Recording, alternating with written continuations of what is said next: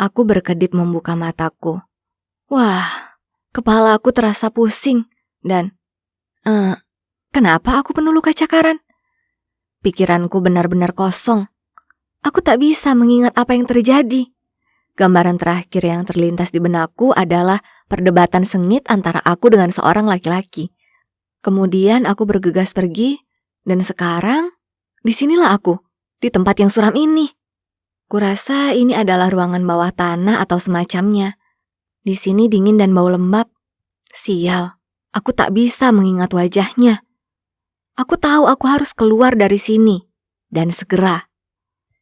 Aku lari ke pintu dan mencoba membukanya, tapi sia-sia. Pintunya terkunci. Kuhentakkan tanganku ke pintu. Siapa saja, tolong. Aku bisa dengar langkah kaki mendekat. Jadi tanpa menghiraukan telapak tangan yang berdenyut serta tenggorokan yang terbakar, aku menggedor pintu dan berteriak, "Buka pintunya!" Ya Tuhan, itu dia, pria yang berdebat denganku sebelumnya. Dia membawa setangkup sandwich dan tersenyum lembut padaku. "Oh Alice, anjing kecilku, kau sudah bangun? Kupikir kau mungkin lapar." "Siapa kau? Kau yang membawaku ke sini ya kan? Apa maumu?" Dia tampak bingung. Lalu dengan sedih berseru, "Oh tidak sayang, kau pasti hilang ingatan akibat kecelakaan ini. Ini josmu di sini. Aku cowokmu." Aku mengernyit ke arahnya.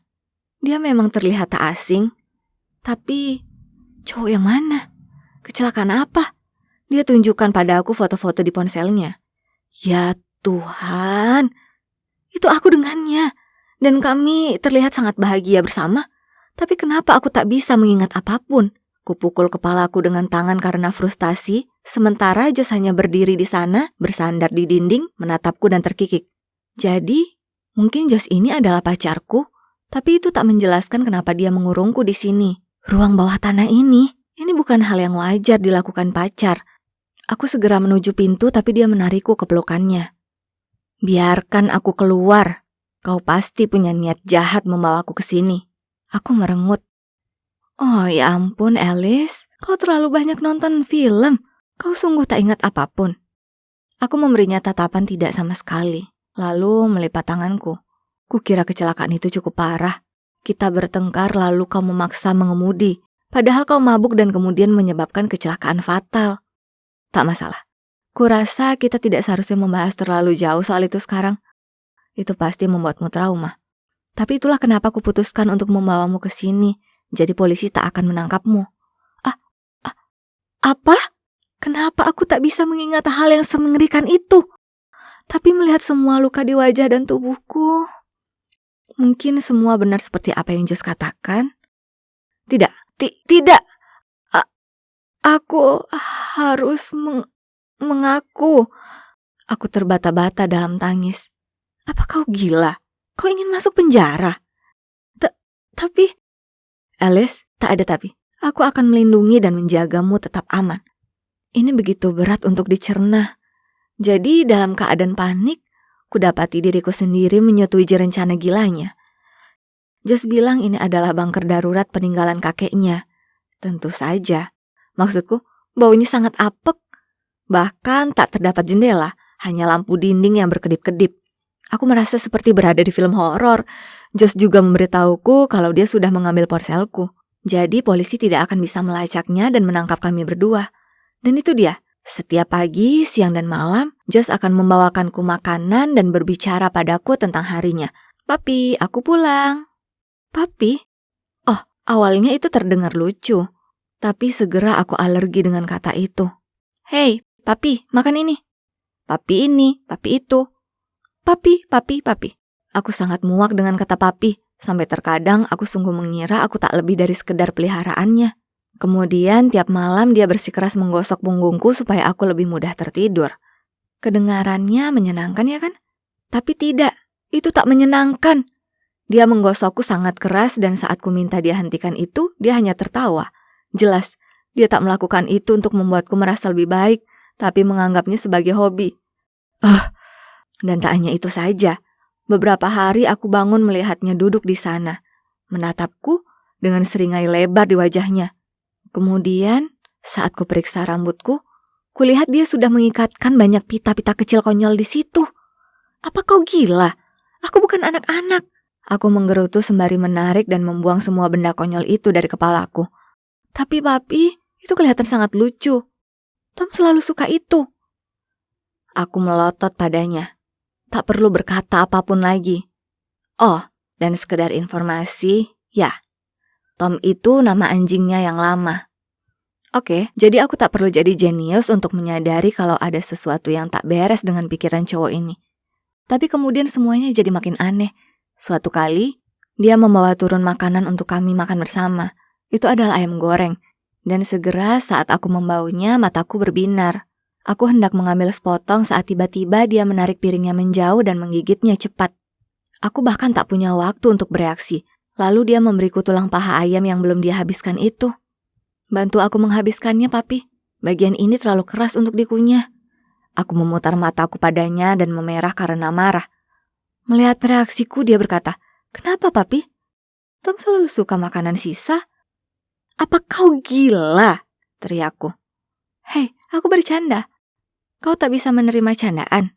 Dia menyeringai. "Bercanda? Bercanda macam apa itu? Aku sudah muak dengan ini. Tempat ini membuatku gila."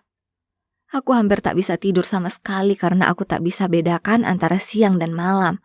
Kemudian, saat aku menutup mata, kudapati diriku sendiri tersiksa dengan kejahatan serius yang telah aku lakukan.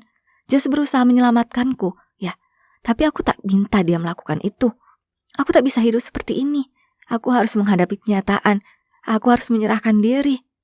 Besok paginya saat Josh membawakanku sarapan, kukatakan padanya apa yang ingin kulakukan. Seperti yang kuduga, dia jadi marah dan melotot padaku. "Alice, kenapa kau sangat ingin pergi ke penjara? Aku tak bisa tinggal di sini selamanya. Aku harus menghadapi apa yang sudah aku lakukan. Tapi sangat damai di sini bersama aku." "Damai? Apa dia serius?" "Tentu saja tak terasa damai. Sebaliknya, aku merasa sedang bermain peran jadi peliharaan. Aku menerjang ke depan, tapi Josh langsung menangkapku jadi aku tak bisa bergerak. Ku coba menggeliat dan melepaskan diri, tapi dia laki-laki yang kuat. Tiba-tiba dia menutup hidungku dengan sebuah sapu tangan dan mataku tertutup. Lalu semuanya jadi gelap. Perlahan aku membuka mata. Aku masih di ruangan yang tak asing tapi jeruji. Aku melihat jeruji. Aku di kandang. Kemudian aku menendang sesuatu. Itu adalah mangkuk air. "Papi, kau nakal sekali. Aku tak bisa kehilanganmu, jadi aku menempatkanmu di sini." Dia menyeringai padaku sambil memberiku sandwich. Aku membuangnya, lalu berteriak padanya agar mengeluarkan aku. Melihat ini, dia langsung pergi dan kembali dengan setumpuk mainan empuk dan menjatuhkannya ke dalam kandang. Semoga itu bisa membuatmu lebih senang. Kemudian dia berusaha menjejalkan sandwich itu ke mulutku. Murka, ku gigit lalu kumuntahkan ke wajahnya, lalu mencibir sambil melempari mainan itu ke arahnya. Ya ampun, beberapa di antaranya bahkan berdecit. Wah, oke. Sikapnya berubah dan matanya jadi menakutkan. "Jika itu yang kau mau, jangan salahkan aku nanti." Semuanya berubah setelah itu. Setiap hari dia hanya memberiku semangkuk biskuit bau. Lalu dia hanya duduk di sana melongo menatapku. Awalnya aku menolak memakannya, tapi pada akhirnya aku sangat kelelahan jadi aku menyerah. Meskipun aku cukup yakin itu adalah biskuit anjing. Aku sadar kalau melawannya sama sekali tak menguntungkanku. Itu hanya membuatnya bertindak makin mengerikan. Itulah saat sebuah rencana jenius muncul di kepalaku. Jadi, berikutnya saat Josh muncul dengan biskuit, aku tersenyum manis padanya dan berkata, "Josh sayang, ini sudah lama sekali sejak kita berkencan. Bagaimana kalau kau pergi dan bawakan sebotol anggur, dan kita bisa habiskan waktu berkualitas bersama?" Matanya berbinar dan tentu saja dia setuju tanpa ragu-ragu. Dia segera pergi untuk dapatkan anggur itu. Bersulang untuk kita. "Josh, kau adalah cinta dalam hidupku, dan aku sangat bersyukur pada Tuhan yang telah membawamu ke dalam hidupku. Kumohon, tinggallah denganku selamanya." Kupasang senyum termanis dan berbisik di telinganya. Setiap kali dia menyesap anggur, ku kedipkan bulu mataku ke arahnya sembari mengisi ulang gelasnya. Menyatakan kalau aku ini aktris Hollywood dengan penampilan kelas Oscar adalah pernyataan yang meremehkan. Tak lama kemudian, Josh sangat mabuk, hingga matanya berkunang-kunang. Dia terjatuh ke tanah bahkan sebelum aku selesai menuangkan gelas anggur yang terakhir. Memanfaatkan kesempatan, aku melangkah melewatinya. Lalu, tiba-tiba ada sebuah tangan mencengkram pergelangan kakiku. Oh tidak, celaka aku. Jantungku rasanya seakan loncat dari dadaku. Aku langsung berbalik, siap untuk membawanya saat, ternyata dia cuma mimpi. Terima kasih Tuhan. Dengan hati-hati ku tarik kakiku dan segera berlari keluar dari sana. Aku memanjat tangga ke arah ruang tamu, di mana kutemukan ponselku tertinggal di meja. Dengan cepat aku meraihnya lalu lari keluar dari rumah mengerikan itu. Kakiku gemetaran dan rasanya seperti akan roboh kapan saja. Tapi entah bagaimana, aku berhasil temukan kekuatan dari dalam diriku untuk terus berlari. Aku tak bisa gunakan ponselku karena baterainya habis dan aku terlalu bingung untuk mencari tahu di mana rumahku. Jadi, saat aku menemukan kantor polisi, aku jalan menuju ke sana. Aku menghela nafas panjang. Ini merupakan keputusan yang sulit. Aku tahu aku akan masuk penjara, tapi aku tak bisa tinggal di ruangan bawah tanah Josh selamanya dan jadi pengganti peliharaannya. Tidak. Aku harus menghadapi apa yang kuperbuat. Pak, saya di sini untuk mengaku. Polisi tampak kebingungan dan memberitahuku tak ada kecelakaan fatal akhir-akhir ini. Tapi kemudian dia bilang aku terlihat tak asing, jadi dia mencari namaku. Dan ternyata keluargaku sudah melaporkan aku hilang. Josh si penipu itu sudah membohongiku. Semua itu tipu muslihat agar dia bisa menahanku. Teganya. Aku mengisi daya ponselku dan muncul ratusan teks dan pesan suara dari teman dan kerabatku yang khawatir. Ini semua sungguh mencengangkan. Aku tertunduk beberapa saat. Kemudian semua ingatan perlahan muncul kembali. Aku sedang berada di parkiran mall dan aku merasa seperti ada orang yang mengikutiku. Jadi aku sembunyi di pojokan dan saat itulah Josh muncul. Jadi aku bertanya padanya, "Kenapa kau membuntutiku?" "Alice, aku mencintaimu. Kumohon kembalilah padaku." Aku memutar mata dan mulai berjalan pergi darinya. "Pergi dari sini, orang aneh. Kita sudah putus." Lalu dia mencengkeram pundakku. Aku meronta membebaskan diri dan berlari menjauh saat sebuah mobil muncul dan ya, tentu saja. Josh adalah mantanku yang gila, suka mengontrol dan penguntit. Jadi, dia pasti sudah memanfaatkan ketidakwarasanku untuk membawaku kembali ke ruang bawah tanahnya dan muncul dengan rencana gilanya. Kemudian, yang membuat semuanya lebih mudah baginya, ternyata aku kehilangan ingatan. Tipikal. Itu adalah mimpi buruk, tapi untungnya sekarang sudah berakhir. Polisi menerima laporanku dan tak lama kemudian, keluargaku datang menjemput. Mereka semua menangis dan kami saling berpelukan erat. Butuh waktu untuk kembali ke kehidupan normal setelah semua trauma itu. Tapi aku hampir mencapainya. Aku ingin muntah tiap kali mendengar ada yang mengucapkan kata, "Papi." Namun, ini tidak menghentikanku untuk memelihara anjing penyelamatku sendiri, Lily si corgi, dan aku tak pernah memberinya pita di bulunya. Sedangkan Josh, dia dihukum karena menahan orang dengan tidak benar dan harus mendekam di penjara selama 4 tahun. Siapa yang ada di dalam kandang sekarang? Pantas kau dapatkan. Oh, Jess, bisakah kita istirahat sebentar? 15 menit saja, oke? Aku mau Oreo. Favorit kita. Aku benci kimia. Dan dia juga tidak menyukaiku. Yang hanya aku tahu, kafe itu punya 2 unsur kimia di dalamnya. Kalsium dan besi. Orang tuaku panik karena aku akan gagal. Aku tidak tahu kenapa. Maksudku, aku tidak mau menjadi ilmuwan atau semacamnya. Bagaimanapun, mereka meminta Jessie untuk mengajariku. Saat ini, nilaiku masih berada di sekitar nilai F. Tetapi tidak mungkin aku bisa menemukan tutor baru. Kalian tahu kenapa? Ya, karena Jess dan aku adalah belahan jiwa. Kami berdua kecanduan belanja online dan suka membaca tentang gosip terbaru yang melanda media sosial. Dan hal itu dengan cepat mengubah kami menjadi sahabat. Dan ini pacarku ABCDEFGH Bryce, yang artinya attractive, brilliant, cute, darling, elegant, funny, gorgeous, dan hot. Aku mencintainya Jadi, kalian mungkin bertanya-tanya bagaimana aku bisa bertemu dengan seorang mahasiswa yang luar biasa. Ya, itu semua berkat Jess.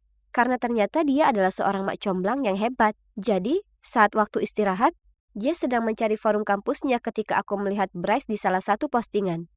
Wow, itu hebat. Kau kenal dia, Jess? Aku menunjuk ke postingan itu. Dia kemudian menjawab, dia sangat sesuai tipemu, kan? Itu Bryce. Ku dengar dia masih jomblo. Lakukanlah, aku akan mendukungmu. Oh, kedengarannya menarik. Aku balas menyeringai. Setelah itu, Jessie masuk ke mode detektif penuh. Hanya dalam 10 menit dia menemukan di blok mana dia tinggal, apa jurusannya, dan bahkan nama anjing peliharaannya. Dan sejak itu, dia mengajariku cara mengirim pesan, membalas, dan menggodanya. Keren, tenang, dan sabar. Itu berhasil karena pada akhir minggu dia mengajakku berkencan dan sekarang dia adalah sahabat impianku. Dia mungkin terlihat seperti anak nakal tapi di balik itu semua, dia manis dan pemalu. Seperti Edward Cullen.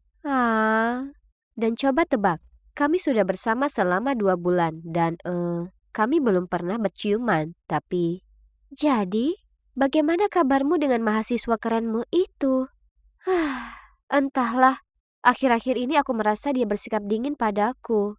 Jess, aku tahu dia sudah membaca pesanku, tapi dia masih butuh waktu lama untuk membalasnya, dan dia tidak pernah mengirimiku pesan selamat malam lagi, tidak seperti sebelumnya. Aku sedang mencoba. Maksudku, dia kelihatan suka dengan sepasang Jordan 4S dan ponsel baru yang kubelikan untuknya, tapi... aku tidak yakin apakah dia ingin bersamaku lagi. Tentu saja dia pasti mau, sis, kamu cantik. Dia mungkin cuma sedang sibuk dengan studinya. Aku khawatir dia selingkuh. Kau tahu ada cewek bernama Sally di kelas Bryce?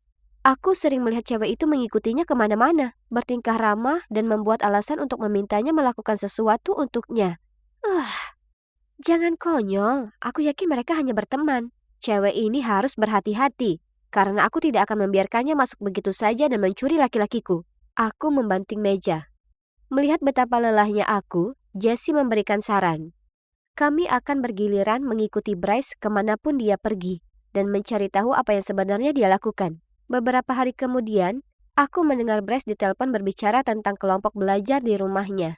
Tentu saja Sally yang menyebalkan juga akan ada di sana. Jadi, sebagai orang yang paling bersinar, aku membayar petugas pengantar pizza untuk memasang mikrofon kecil di dalam pizza untuk memata-matai dia. Tapi, satu-satunya yang kudengar hanyalah perut lapar Bryce. Sial, di lain waktu Jessie mengirimiku pesan. Mendesak, aku melihat Bryce di toko perhiasan membeli kalung mahal. Pasti untuk Sally. Maaf. Dengan marah aku berjalan sejauh 20 blok ke rumahnya. Tapi ibunya membukakan pintu dan dengan bangga memamerkan kalung berkilau yang dibelikan Bryce untuknya untuk ulang tahunnya. Ups. Kemudian pada suatu hari untuk mengikutinya, aku memutuskan untuk menyamar. Masalahnya suhunya 28 derajat.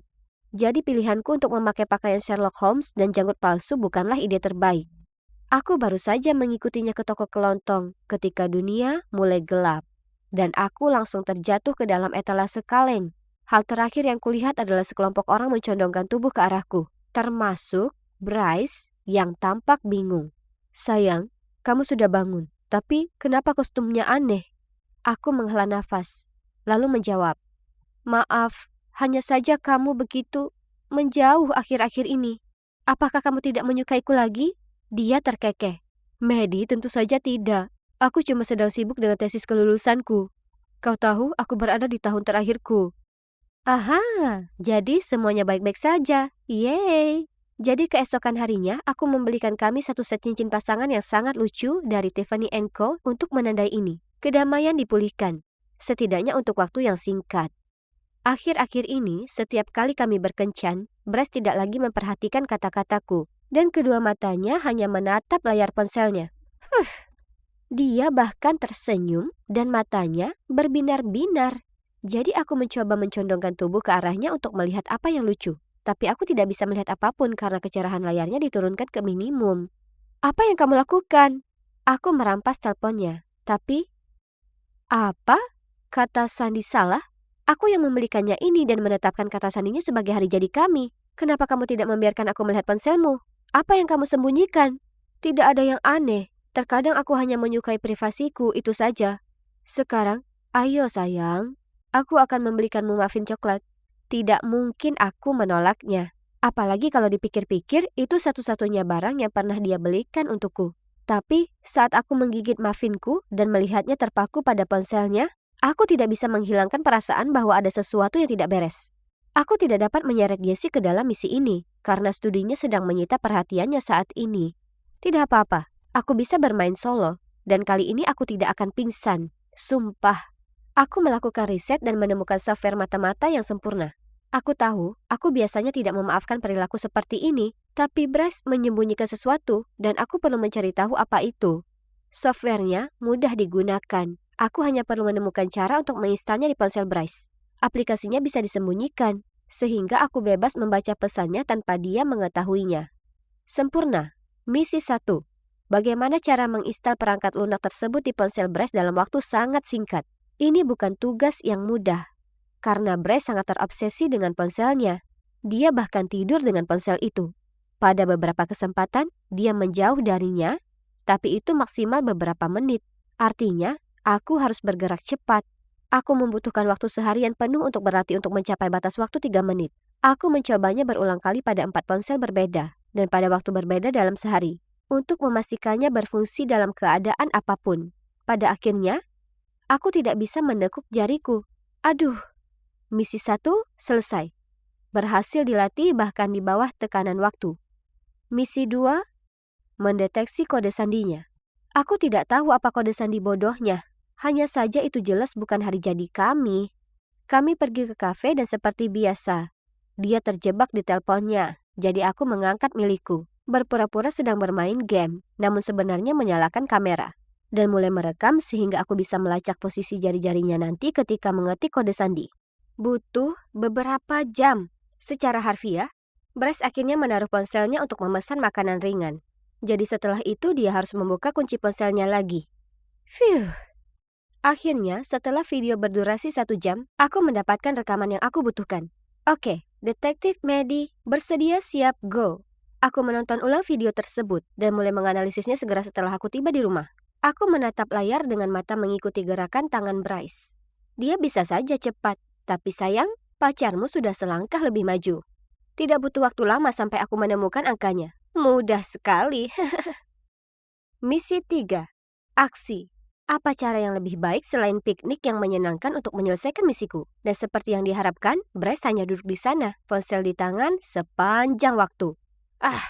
Aku bahkan tidak yakin lagi bagaimana aku bisa melaksanakan tugas itu. Tapi aku berkata pada diriku sendiri, waktunya pasti akan tiba. Setelah beberapa jam, dia merasa bosan setengah mati. Dan bahkan tanpa menatapku, dia menggerutu. Sayang, ayo kita pulang. Aku langsung berteriak. Tidak sampai. Maksudku, enak sekali di sini. Aku mau bersama lebih lama lagi. Kamu tidur siang saja. Baiklah, bangunkan aku jika kamu sudah siap pulang. Aku menunggu dengan sabar hingga dia tertidur. Dia mengeluarkan suara dengkuran ringan. Lucu. Aku sangat gugup. Aku menggigit bibir bawahku sendiri saat aku dengan lembut mengeluarkan ponselnya dari sakunya. Lalu aku memunggungi dia dan mengetikkan kode sandi dengan tanganku yang gemetar. Dan aku masuk. Aku sangat senang sampai aku hampir lupa dan berteriak.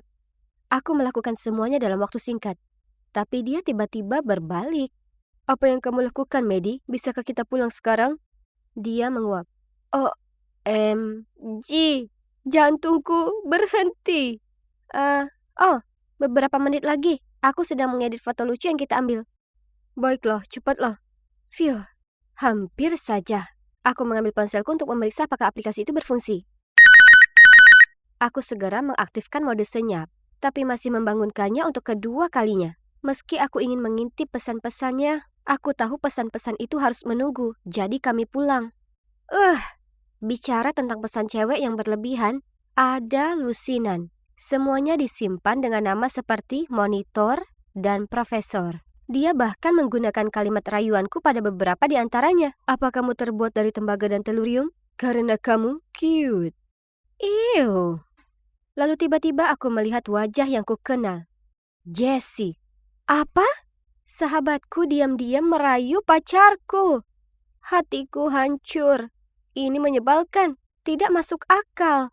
Jika Jessie menyukai Bryce sejak awal, kenapa dia mendorongku untuk menggodanya?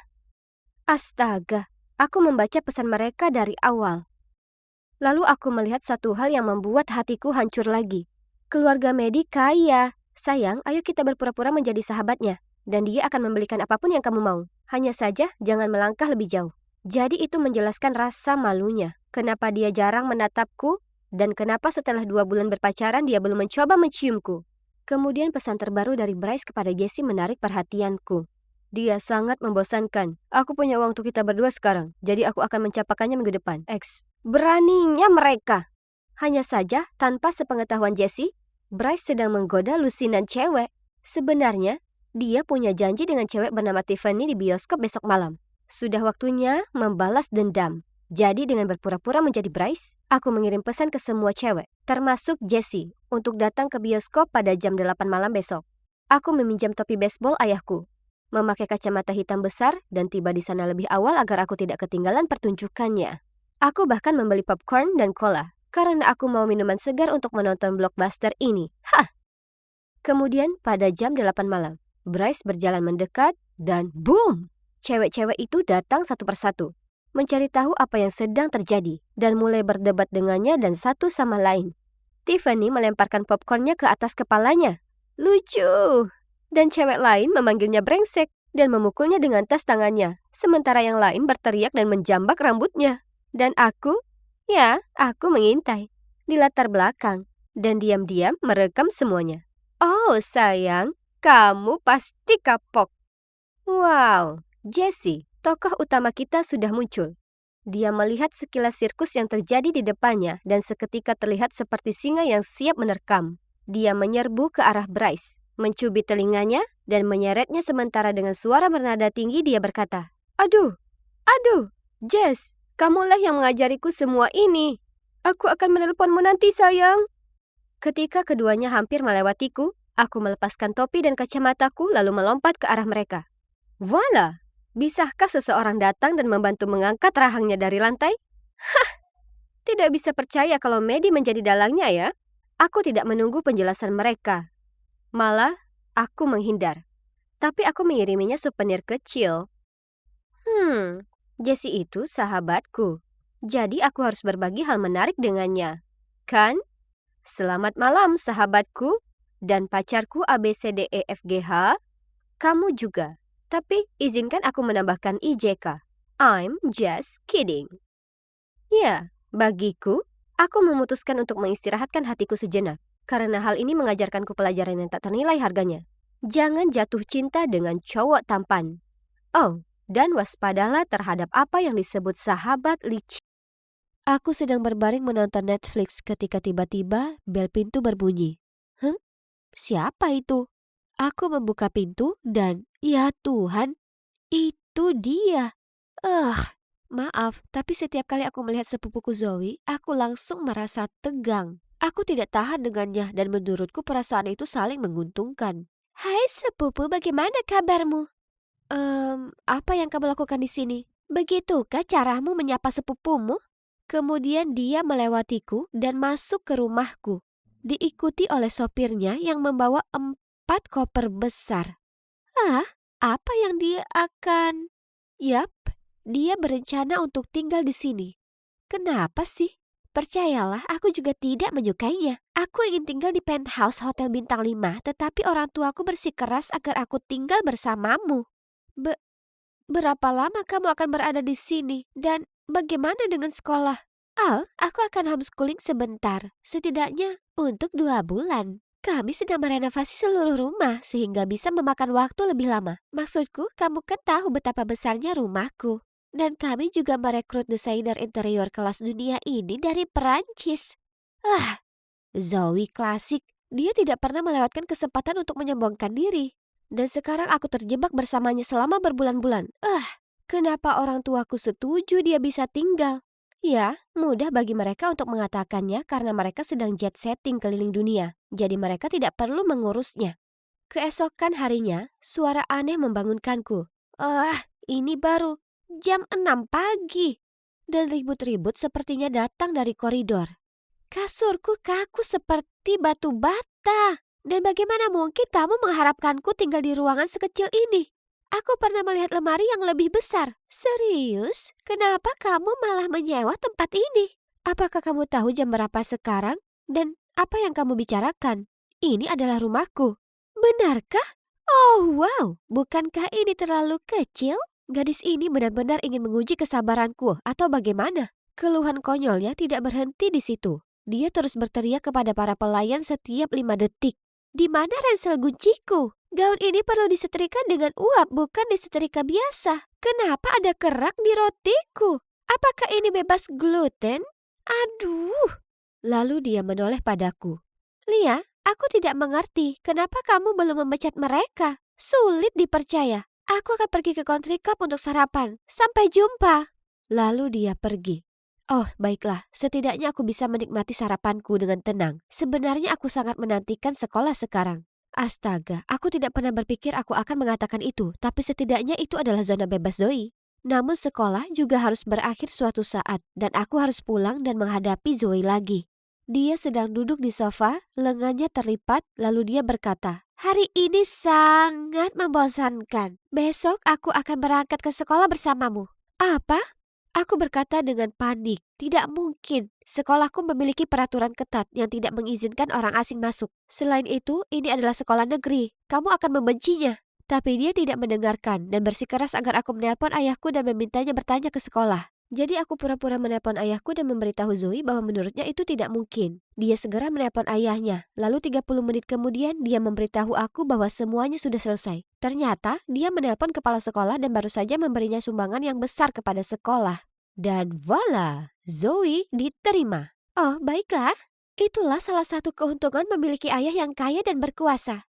Ya Tuhan, aku tidak percaya. Sekarang tidak ada cara untuk menghindari Zoe. Kami akan bertemu satu sama lain sepanjang hari, sepanjang waktu.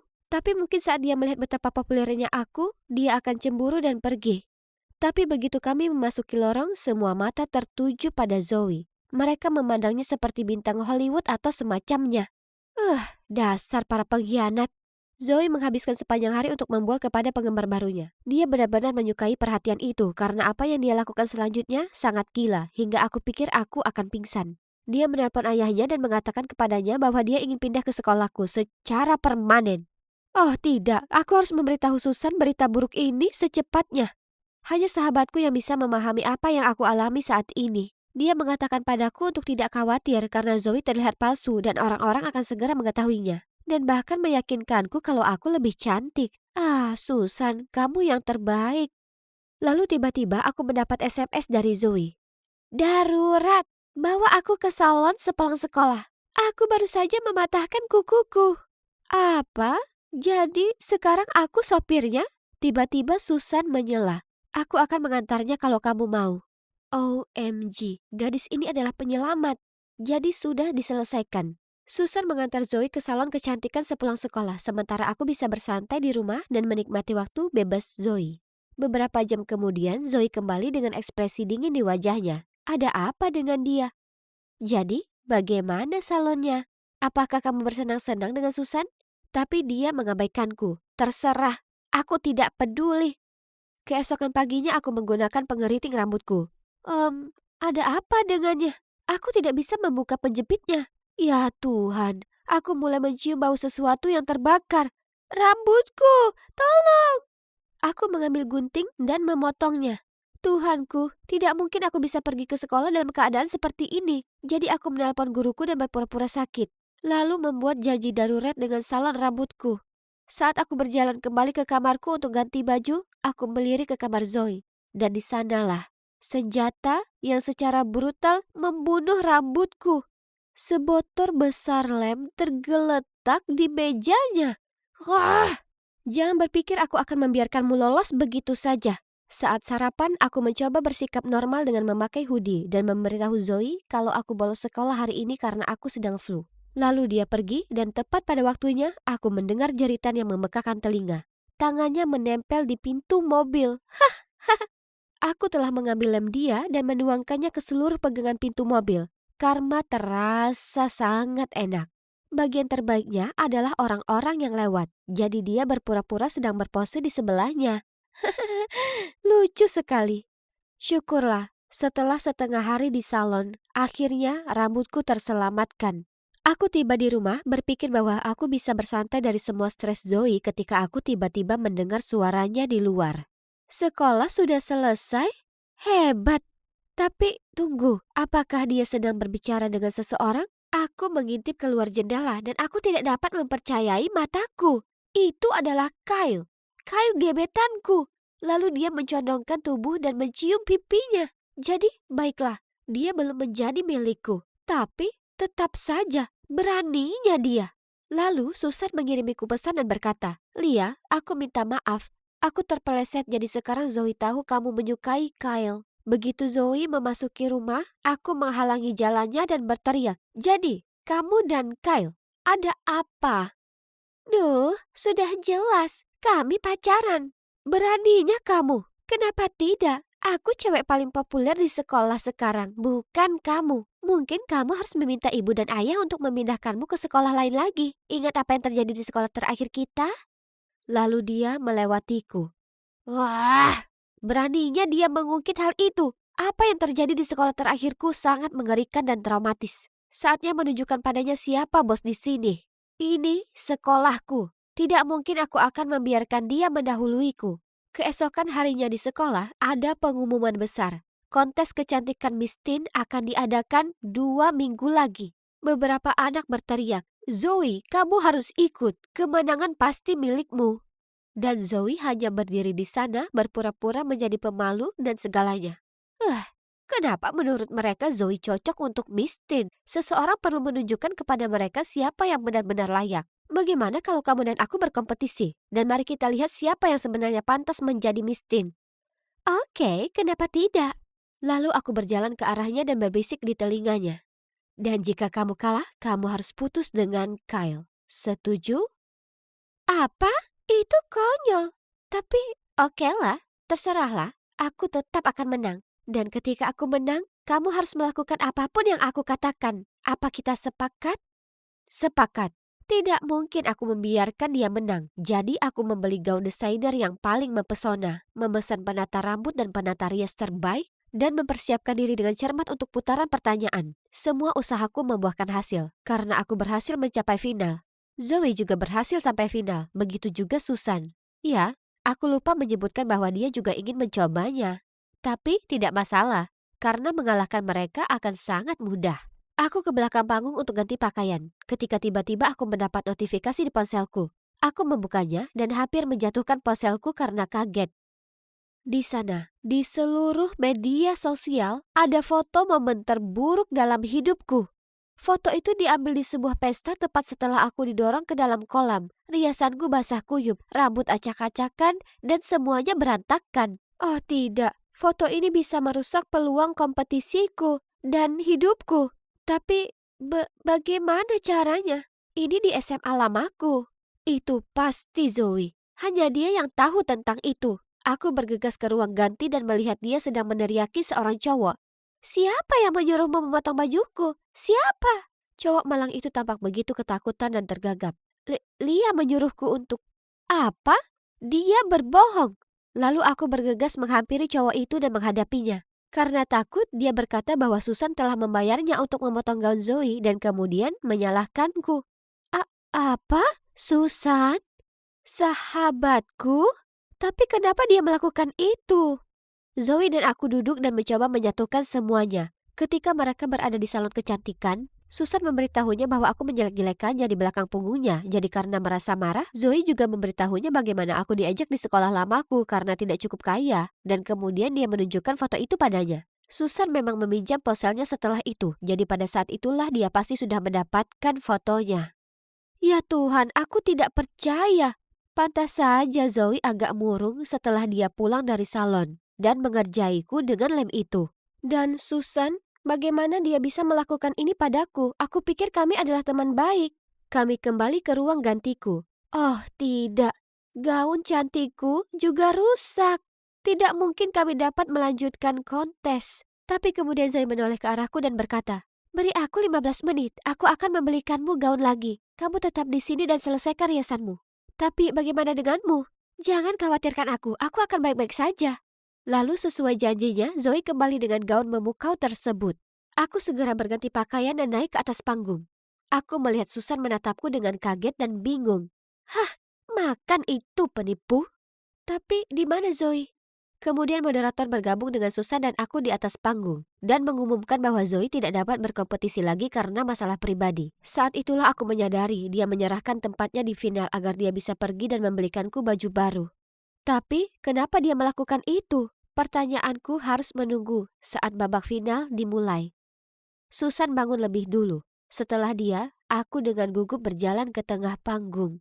Penonton terdiam saat juri membacakan pertanyaan. Setiap orang pernah mengalami sesuatu yang mengubah cara pandang mereka terhadap hidup. Bisa kau ceritakan pengalamanmu yang paling berkesan dan apa yang kamu pelajari dari pengalaman? Ya Tuhan, itu sulit. Aku hanya mempersiapkan kejadian terkini, statistika, politik, tapi bukan ini. Aku mulai panik. Dan saat itulah aku melihat Zoe tersenyum kepadaku. Aku bisa melakukannya. Kalau tidak, apa yang Zoe lakukan akan jadi sia-sia. Jadi aku menarik napas dalam-dalam. Pengalamanku yang paling berkesan adalah berada di sini dan mengikuti kompetisi ini. Aku telah belajar bahwa ini tidak selalu tentang kemenangan, terutama jika itu berarti merugikan orang lain dalam prosesnya, karena itu sangat jahat. Namun aku tahu bahwa apapun hasilnya, aku beruntung mengetahui bahwa apa yang lebih penting dari persaingan adalah cinta dari keluarga. Dan itu adalah hal terpenting di dunia. Karena keluarga tidak akan pernah mengecewakanmu, apapun yang terjadi. Jadi, aku ingin berterima kasih kepada sepupuku Zoe, karena aku tidak akan berdiri di sini tanpa dia. Setelah pidatoku, Susan bergabung denganku di atas panggung, dan kami dengan gugup menunggu juri mengumumkan pemenangnya. Pemenang Miss Teen 2020 adalah Selamat Lia John. OMG, aku menang. Aku tidak percaya. Setelah kompetisi, Zoe berlari ke arahku dan memelukku. Terima kasih telah membantuku. Aku tidak bisa melakukannya tanpamu. Dan aku minta maaf atas semuanya. Zoe mulai terisak. Aku juga minta maaf. Lalu kami berpelukan lebih erat lagi. Lalu dia melepaskannya, melihat ke bawah dan berbicara dengan suara sedih. Jadi, seperti yang aku janjikan, aku akan putus dengan Kyle. Aku tidak menyangka kamu suka padanya. Kalau gitu aku tidak akan kencan dengannya. Aku bersumpah. Aku senyum padanya dan berkata, aku tahu dan tidak apa-apa. Kamu tidak perlu putus dengannya karena aku. Jika kamu benar-benar mencintainya, maka aku ikut bahagia untukmu. Zoe sangat senang hingga dia memelukku lagi. Ya, kami banyak berpelukan pada hari itu. Setelah itu, Zoe dan aku menjadi sahabat. Dan dia sangat suka belajar di sekolah negeri. Sehingga meskipun renovasi rumahnya telah selesai, dia tetap tinggal di sini. Menurutnya, sekolah swasta lama kami terlalu banyak drama. Itu yang bisa aku pastikan. Kami sekarang mencoba untuk hidup lebih rendah hati dan berhenti menjadi anak kaya yang bermasalah. Adapun Susan, setelah kompetisi aku mengkonfrontasinya.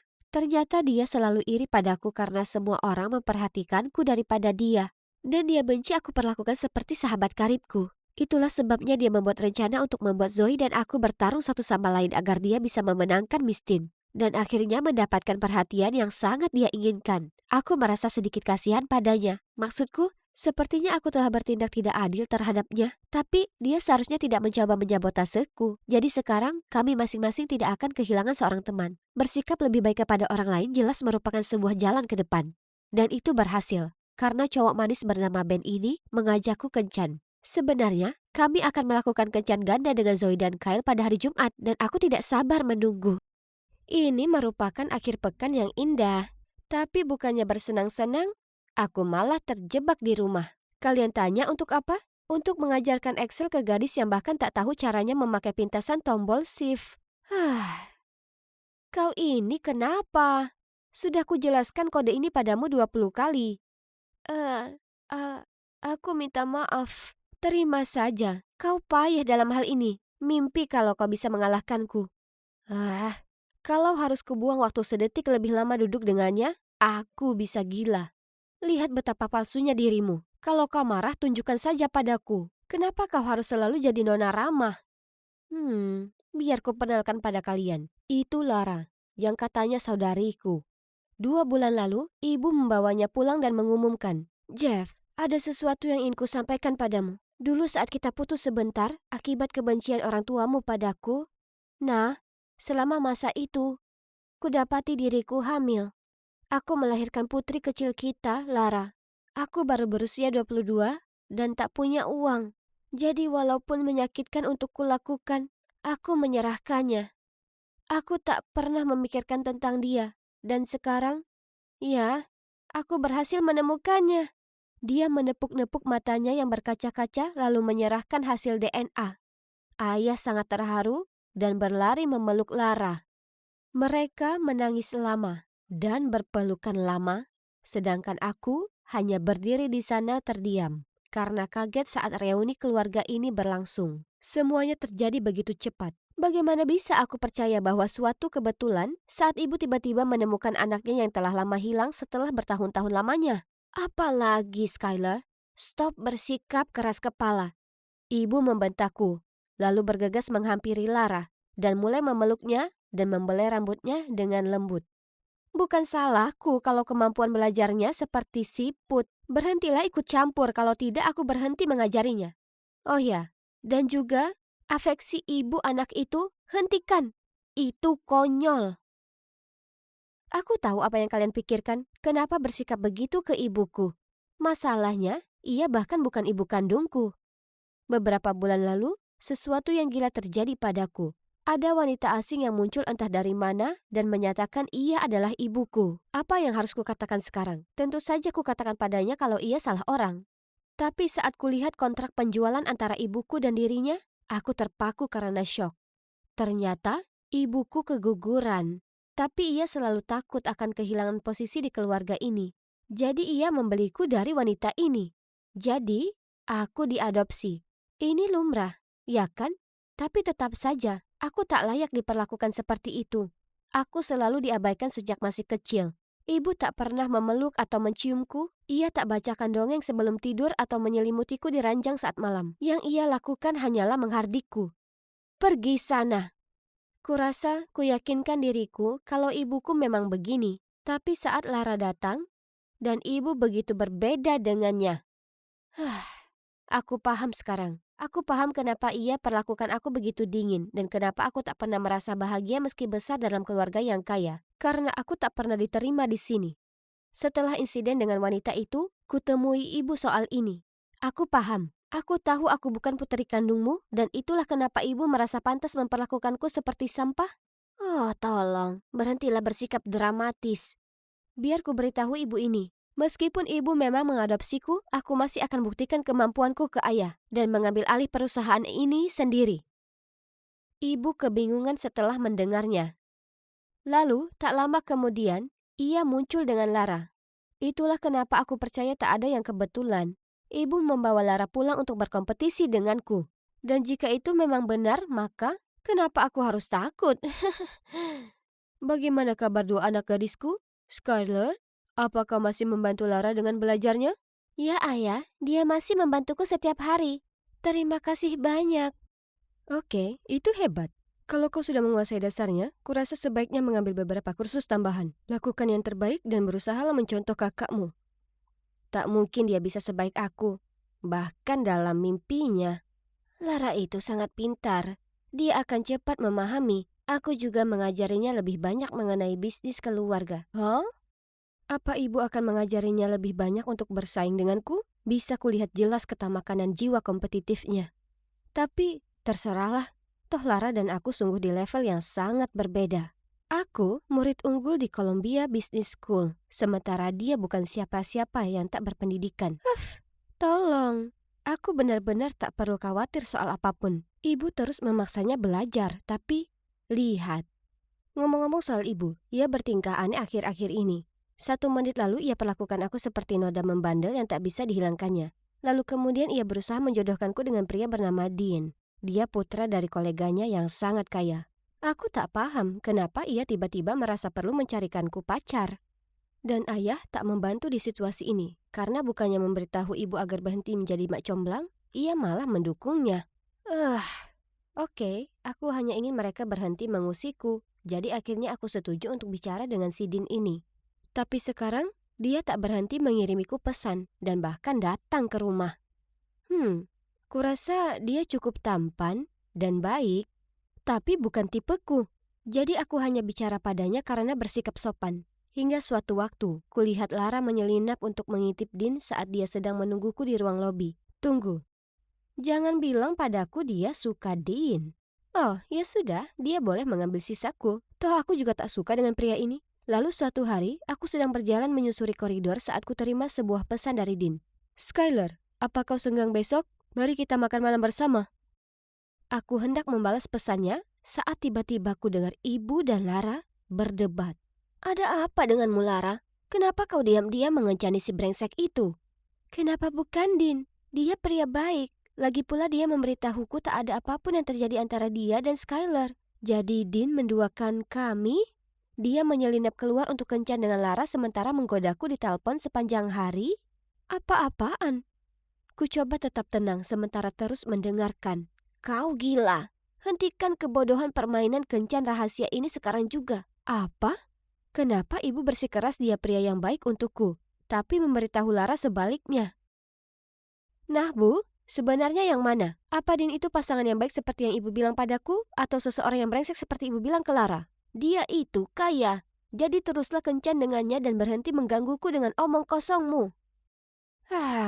Aku ini bukan anak kemarin sore. Pasti ada yang salah dengan si Dean ini. Persis di hari berikutnya, kuputuskan untuk pergi dan mengikuti Dean. Oh, ya ampun. Apa yang dia pakai? Dan kenapa dia pergi ke daerah kumuh ini? Lalu dia berkumpul dengan beberapa berandalan. Jadi, jelas, Dean ini pasti anak jalanan. Itulah kenapa ibu tak biarkan Lara dekat-dekat dengannya. Tapi, kenapa ibu jodohkan dia denganku? Apa itu bagian dari rencananya untuk menjatuhkanku? Usaha yang bagus. Aku sudah cukup memata-matai dalam sehari, jadi aku hendak pergi. Tapi kemudian tiba-tiba, ku dengar suara tak asing yang mengagetkanku. Aku berbalik kemudian. Apa? Itu ibu? Berani-beraninya kau mengacaukan rencana. Jaga bicaramu. Kulakukan seperti yang kau minta. Kusuruh kau untuk menggoda Skylar untuk mengalihkan perhatiannya. Bukan Lara. Jangan pikir aku mau membayarmu lagi sepeser pun. Baiklah, jangan bayar aku. Pastikan saja kau ambil foto suamimu saat hasil DNA yang asli masuk ke kotak posnya. Kau. Oh my God. Apa aku tak salah dengar? Hasil DNA apa? Apa mungkin? Aku segera pulang dan segera ke kantor ayah untuk mencari sertifikat DNA yang ibu berikan padanya hari itu. Ini dia. Apa yang harus kulakukan sekarang? Ya benar, harus kubawa ini ke rumah sakit untuk memeriksanya.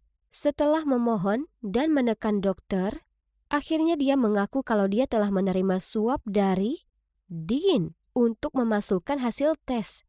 Ku minta yang asli dan percaya atau tidak, Lara bukan anak dari ayahku. Aku langsung segera pulang dan menunjukkan hasil DNA yang asli ke ayahku. Ayah sangat kaget, sampai aku harus membantunya duduk, lalu mengambilkannya segelas air. Saat ia sudah mengatasi rasa terkejut tadi, ia menyuruhku memanggil Lara dan ibuku untuk menemuinya. Tapi, oh tidak, kamar Lara kosong. Hanya ada satu surat tergeletak di atas ranjang. Maaf semuanya, Dean memberitahuku kebenarannya. Terima kasih semuanya sudah mengurusku. Terutama kau, Skylar. Jujur aku senang berada di dekatmu. Kurasa kau orang yang baik dan sabar. Tolong, jangan berubah. Aku tak pantas berada di duniamu, jadi aku tak bisa tinggal. Jika kita berjodoh, pasti kita akan berjumpa lagi. Terima kasih dan maaf sekali lagi. Salam sayang, Lara.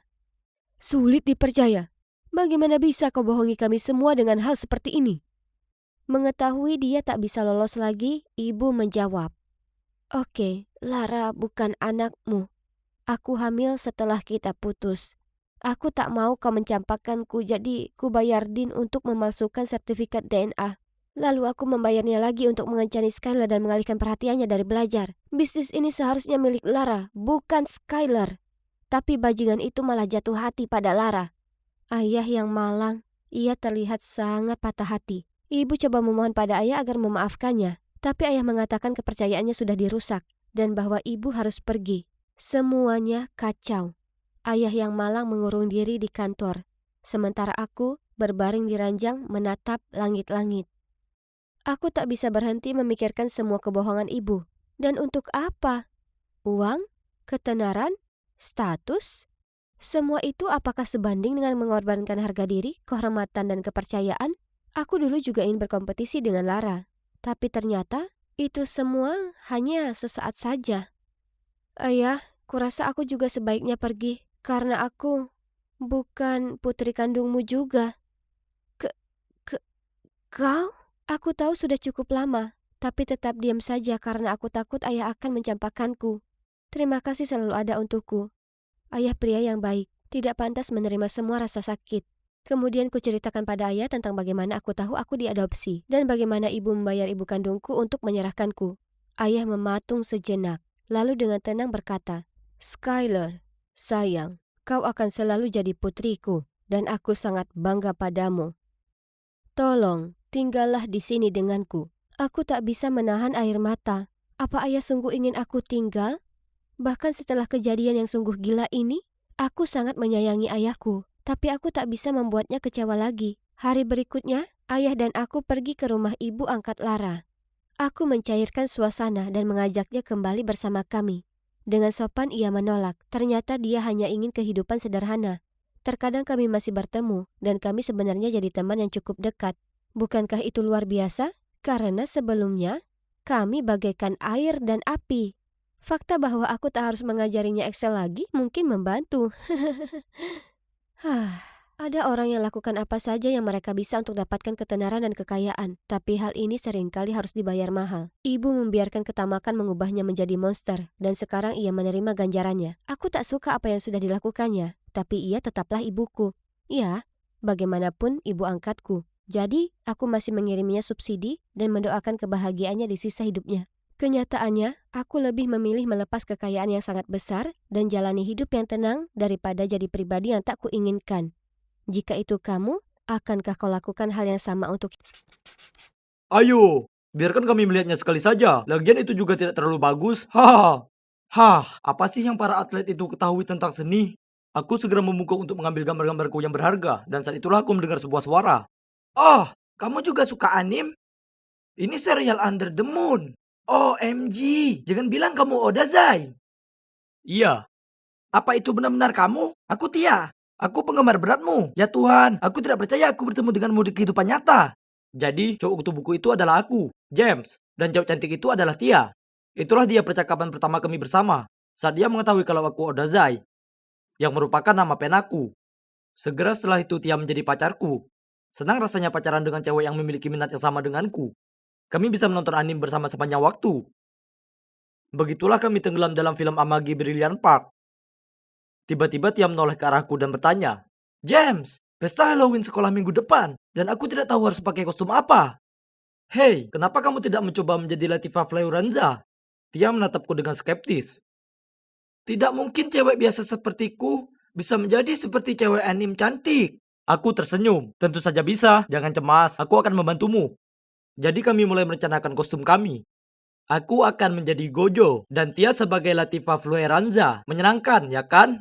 Kami online untuk menonton banyak video tutorial tata rias cewek anime impian, dan bergabung dengan grup cosplay untuk mendapatkan kostum kami. Membeli kostum itu bagian yang mudah. Tapi teknik makeup cewek anime adalah pekerjaan yang cukup sulit untuk dilakukan. Mata bulat besar, warna mata tidak natural, bulu mata tebal dan panjang, dagu lancip, mulut kecil, dan lain sebagainya. Itu Tia. Yakin dia baru saja mematahkan pensil alisnya menjadi dua. Urusan makeup ini sepertinya membuat stres ya. Aku tiba di pesta terlebih dahulu dan menunggu Tia di luar. Aku merasa lumayan keren dengan kostum Gojo dan aku tidak sabar untuk melihat Tia memakai kostumnya. OMG, apa itu? Tia? Dia kelihatan lebih cantik dari Dewi dalam cerita. Aku tidak bisa berhenti memuji kekawainya. Saat kami berjalan masuk, semua orang ternganga melihat Tia. Aku meraih tangannya dan membawanya ke tengah. Dan tentu, aku dan Tia bisa dengan jelas mendengar beberapa dari mereka berkata, "Siapa itu? Tia? Pacar James?" Dan, "Apa itu Tia? Aku tidak percaya cewek secantik itu biasa duduk di sebelahku di kelas." Ini jelas merupakan momen yang membanggakan bagi sang pacar, terutama ketika dia terpilih sebagai yang berpenampilan terbaik malam itu. Beberapa cewek seksi berpenampilan binatang seksi bahkan memutar mata ke arahnya sebelum mereka pergi dengan gusar. Sementara Tia melompat-lompat kegirangan. Aku sangat bahagia untuk pacarku. Lalu pada Senin pagi aku sedang berjalan menuju kelas, berharap bisa bertemu Tia di lorong seperti biasa. Cuma cewek flamboyan ini, dengan rambut serba pink dan memakai pakaian sekolah manga Jepang, yang berdiri di depan loker Tia. Hah? Apa? Aku berdam dan berkata sambil bercanda. Hai sayang, aku suka rambut barumu dan bajumu. Serius? Aku senang kamu menyukainya. Aku telah memutuskan bahwa aku akan menjadi cewek anime mulai sekarang. Apa? Jadi dia akan terlihat seperti ini setiap saat? Maksudku, aku suka tampilan animenya, tapi pastinya lebih baik disimpan untuk acara khusus. Ketika aku berdiri di sana tidak yakin harus berkata atau melakukan apa, aku menyadari bahwa ada banyak orang yang berkumpul di sekitar kami. Ya, di sekitar Tia. Kemudian seorang cewek hampir menjatuhkanku ketika dia berlari ke arah Tia dan meminta foto bersamanya. Ya, aku selalu mengira cuma aku satu-satunya di sini yang menyukai anime. Pokoknya, melihat Tia berfoto dengan gembira bersama para fansnya, sungguh keren. Siapa yang tidak senang punya pacar cantik dan terkenal, ya kan? Setelah itu Tia menjadi viral di internet. Dan anak-anak lain di sekolah tampak iri, karena cewek seperti dia pacaran dengan cowok sepertiku. Kedua orang sekelas ini bahkan memasang foto Tia di layar HP mereka. Menyeramkan, aku tahu tapi itu membuktikan betapa putus asanya mereka, kan? Tapi pernahkah kamu mencoba pacaran di depan umum dengan seorang cewek anim? Ya, dibutuhkan sekitar 10 kali lebih lama dari biasanya untuk melakukan apapun. Semua fan girl ini dan beberapa fanboy muncul entah dari mana dan menghentikan Tia untuk ngobrol dan berfoto. Dia menyukainya dan membuatkan simbol hati di tangan pada mereka, sementara aku berdiri di sana seperti tidak terlihat. Sejujurnya, lambat laun aku menyadari bahwa memiliki pacar anim sungguh menjengkelkan. Kalian tanya kenapa? Tenang saja, aku akan memberitahumu. Pagi itu aku ada ulangan matematika awal, jadi aku tidak boleh terlambat. Tapi aku juga harus menjemput Tia, dan dia tidak terlihat. Jadi aku mengirim pesan kepadanya. Tolong cepat, ujianku akan segera dimulai. Beberapa menit kemudian, dia berjalan ke arahku dan mengerang. Terima kasih banyak. Sekarang aku tidak memakai lensa kontak. Tahukah kamu betapa pentingnya mata bagi seorang cewek anim? Jadi, 0,04 inci matamu lebih penting daripada tesku. Serius, aku hampir gagal di kelas matematika, dan dia masih mengeluh denganku soal matanya. Lalu saat makan siang, aku menyadari ada sesuatu di bibir Tia, jadi aku mengulurkan tanganku untuk menyekanya. Tunggu, apa yang kamu lakukan? Kamu merusak riasanku. Aku bangun jam 6 pagi untuk melakukan ini. Sayang, ada mustard di bibirmu. Dia melototiku, lalu mengeluarkan cermin kompaknya, dan perlahan-lahan menghapus soda itu. Jadi seperti yang kalian lihat, aku bahkan tidak bisa menyentuhnya. Jadi tentu dia tidak akan pernah mengizinkanku menciumnya atau semacamnya. Tapi sejujurnya, aku tidak ingin riasan itu mengotori seluruh wajahku, atau bibirku berubah warna menjadi berwarna koral atau ungu. Belum lagi Tia terobsesi dengan cerminnya. Keadaan menjadi sangat buruk. Kami tidak bisa mempertahankan kontak mata, atau melakukan percakapan yang baik tanpa dia memeriksa dirinya sendiri setiap 5 detik. Saat ulang tahunku, aku mengajak Tia ke restoran Jepang yang kelihatan keren di kota ini. Tapi malam itu tempat penuh, dan kami tidak punya pilihan selain duduk di dekat jendela kaca reflektif. Dan tebakan kalian benar. Seluruh waktu makan dihabiskan dengan dia memeriksa sudut di jendela, dan terus-menerus menyibakkan rambutnya, atau dengan hati-hati mengatur ulang posisi jari-jarinya untuk menyesuaikan wajahnya. Aku menjadi sangat kesal, sampai aku bertanya padanya apakah aku mengganggu sesuatu di antara mereka berdua. Dan dia menjawab bahwa dia hanya ingin memeriksa apakah matanya cocok dengan warna rambutnya. Aku terdiam. Ini adalah perayaan ulang tahunku, tetapi dia lebih memedulikan refleksinya sendiri daripada berbicara denganku. Saat itu aku sangat bosan dengan Tia versi anime ini, dan hanya ingin kembali seperti dulu. Saat kami menonton film, belajar bahasa Jepang, dan berencana jalan-jalan ke Jepang untuk melihat bunga sakura bersama. Lalu sebuah ide muncul di kepalaku. Tia, kamu mau pergi berkemah bersamaku akhir pekan ini? Kemana kita akan pergi? Perkemahan Paradise, asalkan kamu tidak memakai riasan. Kenapa? Apakah kamu tidak menyukai riasanku? Tidakkah menurutmu aku terlihat cantik seperti ini? Sayang, kamu selalu yang paling cantik. Tapi maksudku, bagaimana jika aku ingin menciummu? Tia dengan malu-malu terkikik dan setuju. Oh ya, jadi kita akan menghabiskan akhir pekan bersama di hutan, dan aku akan bertemu Tia yang sama lagi. Semuanya terdengar seperti ide yang bagus, bukan? Tapi pagi itu ketika aku datang menjemputnya, dia muncul lagi dalam tampilan anime lengkapnya. Kenapa kau merias wajah? Ini adalah kesempatan berfoto yang luar biasa. Aku perlu foto baru untuk diposting di Instagramku. Oke, ini benar-benar merusak moodku. Tapi bukannya berdebat, aku mengantar Tia ke perkemahan. Lalu apa kalian tahu? Ternyata akhir pekan itu hanyalah sesi pemotretan untuknya. Dia cuma mau berfoto. Ini keterlaluan. Kami tidak bisa berjalan sejauh 100 kaki tanpa dia berhenti dan memintaku untuk mengambil lebih banyak foto dirinya berpose di dekat pohon, tenda, Dan pada suatu kesempatan, bahkan sempat tuket seseorang yang hilang. Kemudian pada malam hari dia cuma mau menatap ponselnya, karena banyak yang harus dia edit. Sepertinya semua yang kami lakukan hanyalah untuk sesi foto. Hal ini membuatku gila, jadi aku akhirnya berteriak padanya. Yang kamu pedulikan cuma penggemarmu yang bodoh, dan bukan aku. Kamu tidak menyenangkan lagi. Lalu aku membalikkan tubuhku dan merajuk seperti itu sampai akhirnya aku tertidur. Aku cuma mau pacarku yang menyenangkan dan riang kembali, bukan karakter anime obsesif yang dia ubah menjadi dirinya. Ketika aku sampai di rumah, kami tidak berbicara selama beberapa hari berikutnya. Aku menyibukkan diri dengan menggambar doujinshi, menonton anime, dan belajar bahasa Jepang. Ya ampun, hal-hal ini jauh lebih menyenangkan saat aku melakukannya bersama Tia. Lalu suatu hari di sekolah, saat aku sedang berjalan menuju lokerku, aku mendengar seorang cewek menangis dan mengatakan kalau ada cowok yang menolaknya. Dan teman-temannya menghiburnya, mengatakan kepadanya bahwa mereka akan mengajarinya cara merias wajah dan melakukan makeover agar cowok yang disukainya tidak akan menolaknya. Ini membuatku berpikir. Tia dulunya selalu berpikiran negatif terhadap dirinya sendiri, sampai dia mulai berpakaian seperti cewek anime. Baru kemudian dia menjadi begitu percaya diri dan bersemangat. Mungkin selama ini aku sedikit tidak peka terhadap perasaannya. Aku harus pergi mencarinya. Saat aku tiba di rumah Tia, aku melihatnya berdiri di dekat pintu bersama seorang cowok tampan. Aku tidak percaya. Dengan marah, aku melemparkan bunga itu ke tanah dan berbalik untuk pergi. James, jangan pergi! Tunggu aku! Aku terus berjalan tapi kemudian berhenti ketika aku mendengar cowok itu berkata, "Pecundang itu tak pantas mendapatkan cewek anime seksi sepertimu, Tia." Kamu suka cewek anime? Kalau begitu pergilah dan temukan satu di cerita anime. Aku Tia, dan aku bukan cuma sekedar karakter yang bisa kamu lihat. James, aku minta maaf. Jangan marah padaku lagi. Aku hanya mencoba menjadi cewek anime cuma karena aku tahu kamu menyukainya. Aku menghela nafas panjang dan menatapnya. Sebenarnya aku tidak lagi marah padanya, tapi aku berusaha tetap tenang saat dia melanjutkan. James, jangan diamkan aku. Aku sangat sedih tanpamu. Dan aku tidak peduli ketika orang lain mengatakan aku cantik. Aku hanya peduli apa yang kamu pikirkan. Lalu dia menangis. Aku tidak bisa berpura-pura tidak peduli lagi. Aku menyeka air matanya dan menangkupkan wajahnya di tanganku untuk melihat lebih dekat pada cewek yang kucintai. Tapi tunggu dulu. Di balik riasan yang luntur, bintik-bintik merah kecil apa yang terlihat di kulitnya? Ya ampun, ada apa Tia? Entahlah, awalnya agak gatal, dan belakangan semakin parah. Karena prihatin, aku langsung membawanya ke rumah sakit dermatologi. Dokter mengatakan Tia alergi terhadap beberapa bahan dalam produk make up, dan meresepkan obatnya. Untungnya dia hanya perlu berhenti merias wajah sebentar, dan menggunakan krim khusus untuk memulihkan kondisinya. Bagaimana jika kamu meninggalkanku karena aku tidak bisa menjadi cewek anime untuk sementara waktu? Tia, aku mencintaimu apa adanya. Dengan riasan atau tidak, kamu tetaplah cewek tercantik di dunia bagiku. Bagaimanapun, kesehatanmu adalah yang utama. Kamu benar-benar berpikir aku cantik? Ya, benar. Selain itu, sebenarnya lebih baik. Karena itu berarti aku bisa menciummu tanpa terlihat seperti badut. Jadi Tia dan aku kembali bersama. Tia akhirnya menyadari bahwa aku mencintainya dan aku peduli dengan kesehatan dan kecantikan batinnya, bukan cuma penampilannya. Sekarang dia tidak lagi memakai riasan seperti cewek anime, kecuali untuk pesta atau acara cosplay. Setiap hari dia hanya memakai riasan tipis. Terlepas dari ini, dia selalu terlihat sempurna bagiku. Bagiku, aku sedang mengerjakan seri doujinshi baru berjudul Aku Tidak Butuh Perhatian. Aku cuma mau hatimu, yang terinspirasi oleh Tia, karena dia adalah inspirasiku. Dan dia sangat bersemangat. Dan serialnya akan segera diterbitkan. Aku sedang berdiri di luar kampus, mengobrol dengan teman-temanku, ketika tiba-tiba sebuah mobil polisi berhenti, dan dari jendela mobil, seorang polisi tampan melambai ke arahku, lalu menyuruhku untuk bergegas masuk.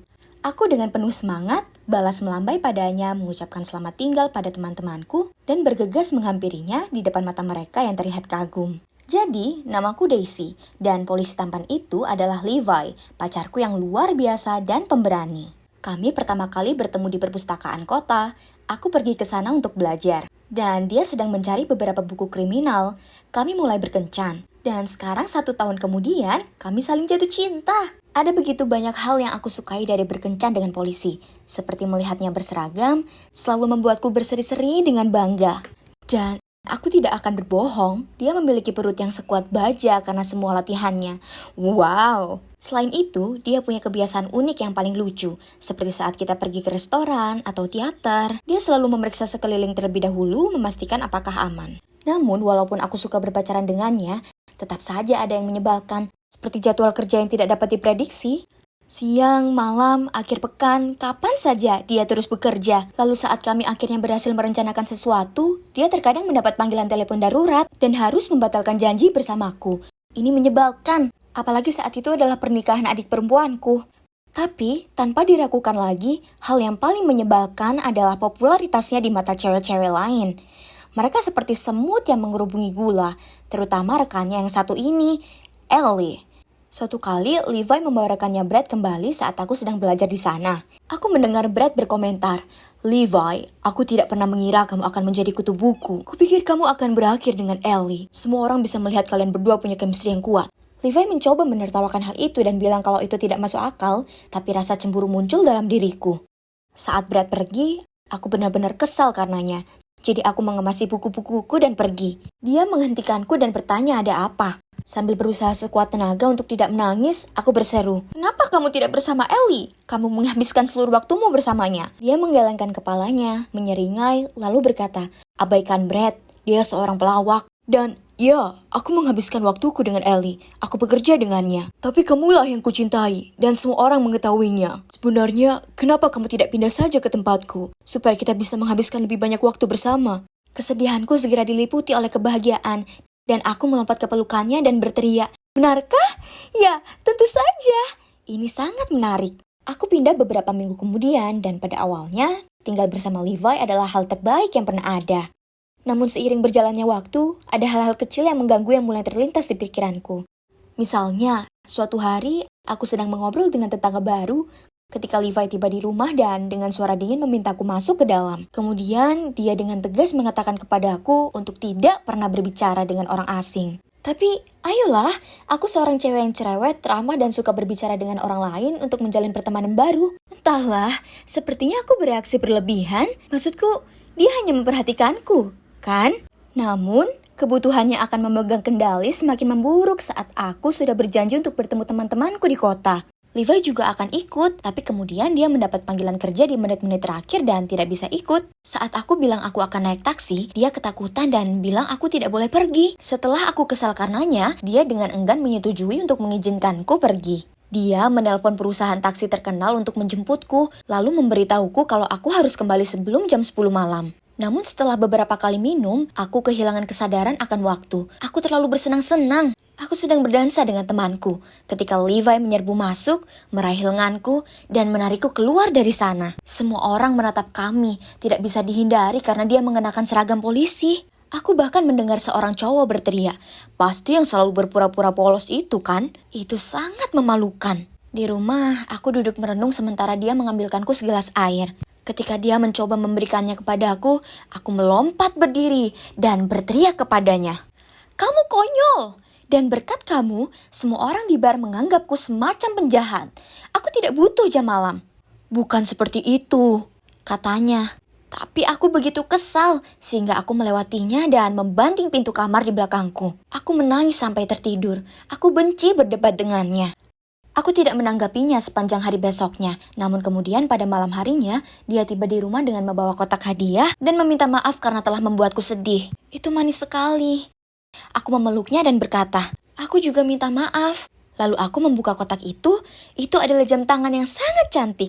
Aku perhatikan ada tombol tambahan di sana, tapi aku tidak terlalu memikirkannya. Aku menatapnya dengan kagum saat dia memasangkan di pergelangan tanganku. Begitu perhatian pacarku, jadi aku memutuskan untuk membelikannya sesuatu juga.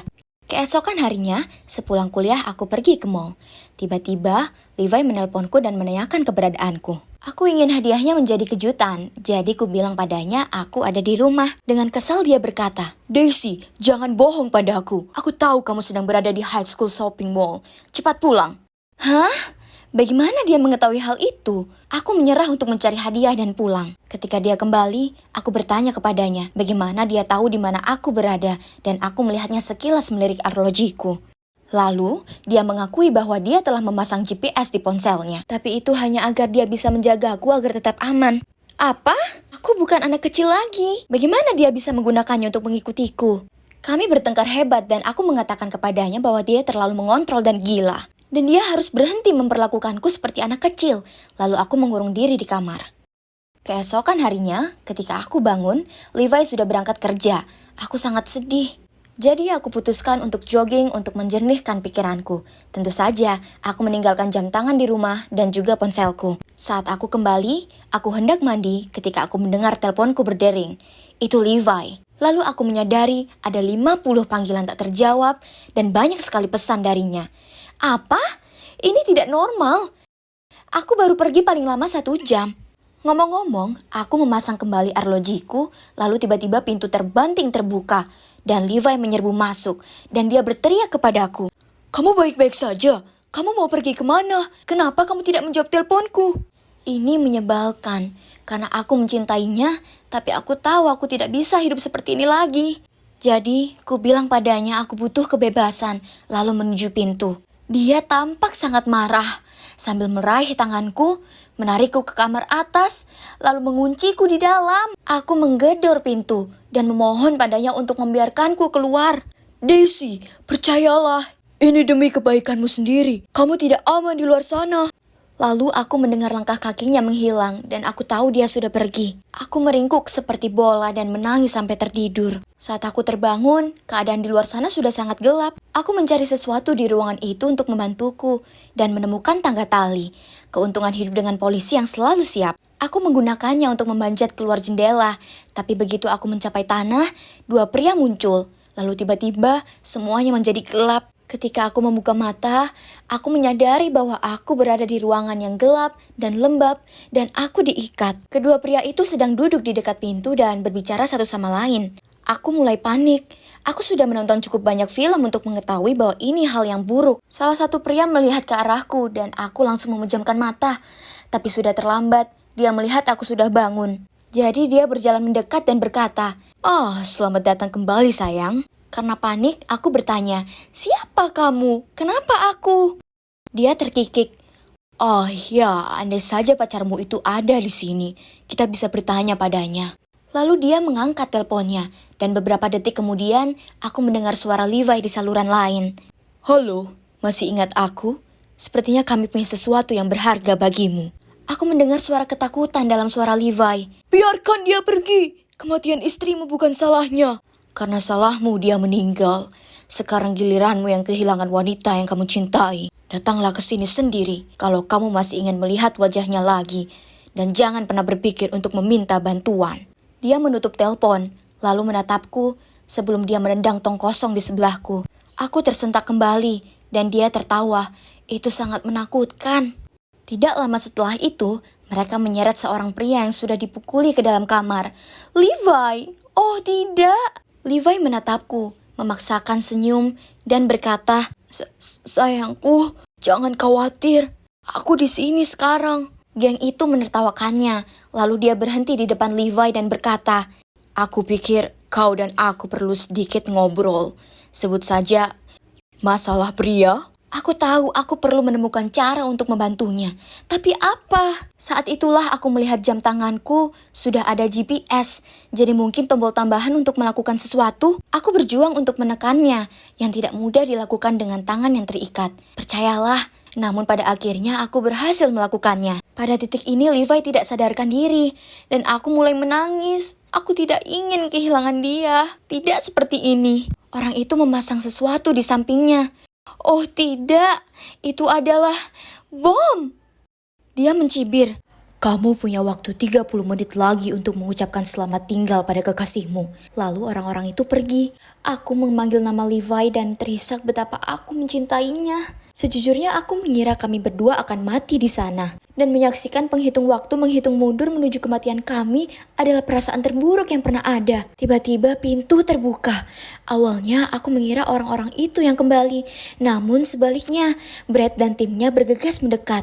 Melihat bomnya, lalu segera membawa aku dan Levi keluar dari sana. Aku didorong ke tanah sesaat sebelum terjadi ledakan besar. Dan rumah itu meledak. Dalam perjalanan ke rumah sakit, Ellie menjelaskan semuanya kepadaku. Ternyata ini melibatkan kasus kriminal rumit yang terjadi tahun lalu. Levi telah menyelidiki sekelompok pengedar narkoba, tapi sebuah insiden terjadi. Dan istri pemimpin geng tersebut secara tidak sengaja jatuh dari gedung dan meninggal. Mereka menangkap sebagian besar pengedar, tetapi beberapa berhasil lolos, termasuk pemimpin geng. Baru-baru ini, Levi menerima fotoku di luar kampus dan di rumah kami dari mereka, dan menganggap ini sebagai ancaman terhadap keselamatanku. Nah, itu menjelaskan semua perilaku Levi yang suka mengendalikan dan aneh. Aku merasa sangat bersalah karena salah menilai Levi. Dia adalah pria paling manis, paling berani, dan aku sangat mencintainya. Aku mendampinginya sampai dia pulih di rumah sakit. Lalu suatu hari dia akhirnya membuka matanya, menatapku, dan bergumam. Ini dia wanita yang aku cintai. Aku memeluknya, tentu saja dengan lembut. Sungguh melegakan mengetahui dia akan baik-baik saja. Geng tersebut masih ada di luar sana, tetapi mudah-mudahan mereka akan segera menangkapnya. Aku memang mengkhawatirkannya, tapi tidak apa-apa, karena aku tahu ada Levi yang melindungiku. Lagi pula, dia adalah pahlawanku di kehidupan nyata. Lihatlah mereka menggoda, sungguh merusak pemandangan. Tapi jangan salah, percayalah, ini bukan keluarga yang bahagia. Wanita itu bukan ibuku. Dia Rochelle, pembantu rumah tangga kami. Aku ulangi, pembantu rumah tangga. Tapi sepertinya dia ingin menjadi ibu tiriku. Kami hanya mempekerjakannya karena setelah ibuku meninggal, ayah dan aku berjuang mengatasi kesedihan kami dan juga kecanggungan kami, jadi merapikan rumah tidak menjadi prioritas. Menurutku Rochelle adalah seorang pelayan yang baik, tidak dapat disangkal bahwa dia membersihkan rumah dengan sangat baik dan masakannya enak. Namun, baru-baru ini aku memperhatikan bahwa dia selalu memasak makanan favorit ayah. Selain itu, mereka tertawa dan saling menggoda dan terus-menerus saling memberikan tatapan mesra. Hari ini, dia bahkan mengeluarkan sapu tangannya dan dengan penuh perhatian menyekadahi ayahku yang berkeringat. Dia pikir dia siapa? Dia pasti ingin menghipnotis ayah. Jika dia pikir dia punya tempat di rumah ini, dia benar-benar salah. Aku perlu melakukan sesuatu mengenai hal ini. Aku harus segera berbicara dengan ayah. Ayah, ibu belum lama meninggal, tapi sepertinya kamu sudah menyiapkan penggantinya. Bukankah cukup menyakiti ibu dengan berhubungan kembali dengan mantanmu tepat sebelum dia meninggal? Apa maksudmu penggantinya? Brittany, kamu bersikap kekanak-kanakan dan tidak masuk akal. Aku tidak tahu dan aku tidak peduli. Tapi aku ingin Rochelle segera keluar dari rumah kita. Dia pasti sedang mencoba mendapatkan sesuatu darimu. Oke, baiklah. Jika kamu memaksa, tapi pastikan kamu temukan pembantu rumah tangga penggantinya. Jadi ternyata mencari pembantu baru yang sebenarnya bagus hampir tidak mungkin. Lusinan orang datang untuk mencoba, tetapi tidak ada dari mereka yang perhatiannya seperti Rochelle. Oke, bagaimanapun juga, kami masih membutuhkan pembantu. Jadi dengan berat hati aku membiarkan Rochelle tinggal sampai aku menemukan seseorang yang baru. Ini tidak berarti aku akan membiarkan kekesalanku padanya berlalu begitu saja. Aku memutuskan bahwa ketika aku terjebak di rumah yang sama dengannya, sebaiknya aku mengerjainya untuk melampiaskan amarahku. Ketika dia memutuskan untuk memasak, lagi, sup ayam mewah yang sangat disukai ayahku. Aku dengan baik hati menambahkan sedikit garam untuk membuatnya lebih gurih. Tapi entah kenapa, ayahku tetap memuji makanan lezatnya. Dia pasti menyanjungnya, kan? Jadi, aku mencobanya sendiri. Apa? Bagaimana bisa dia melakukan itu? Rasanya luar biasa. Di lain waktu, aku meniru trik yang aku lihat di TikTok dengan menempelkan lapisan bungkus makanan di pintu Rochelle, lalu bertindak seolah-olah ada keadaan darurat. Cepat! Opennya mengeluarkan suara-suara aneh, sepertinya ada sesuatu yang terbakar. Rochelle segera berlari keluar kamar dan, mau tak mau aku tertawa terbahak-bahak. Wajahnya sungguh lucu. Dia kemudian menatapku dengan bingung dan tersenyum tak berdaya. Kenapa wanita ini tidak pernah marah? Baiklah kalau begitu, mari kita tingkatkan. Aku memutuskan untuk memainkan trik pamungkas. Mengetahui bahwa Rochelle sangat takut pada kecoa, aku memotong bentuk kecoa dari kertas dan meletakkannya di balik kain lampu malamnya. Malam itu, aku sedang tertidur ketika mendengar teriakan nyaring. Dari kamar Rochelle. Ya, berhasil. Tapi dia sangat ketakutan hingga dia pingsan. Ups. Apa kalian tahu hal apa yang paling menyebalkan? Bahkan setelah semua masalah yang kutimbulkan padanya, Rochelle masih tetap sangat manis padaku. Dia selalu menawariku kue dan menanyakan tentang hariku dan hal-hal lainnya. Kurasa dia sedang mencoba memainkan peran sebagai seorang ibu dan aku sama sekali tidak menyukainya. Dia tidak bisa membodohiku. Aku tahu dia hanya menerimaku untuk menyenangkan ayahku. Terima kasih kepada Rochelle, aku bahkan tidak pernah bisa merasa nyaman, bahkan di rumahku sendiri. Namun baru-baru ini, seseorang yang sangat spesial telah datang ke dalam hidupku dan mencerahkan suasana hatiku. Itu sepenuhnya kebetulan. Hari itu, hujan turun deras, sehingga genangan air di mana-mana. Aku sedang dalam perjalanan pulang dari toko kelontong ketika sebuah mobil melaju lewat.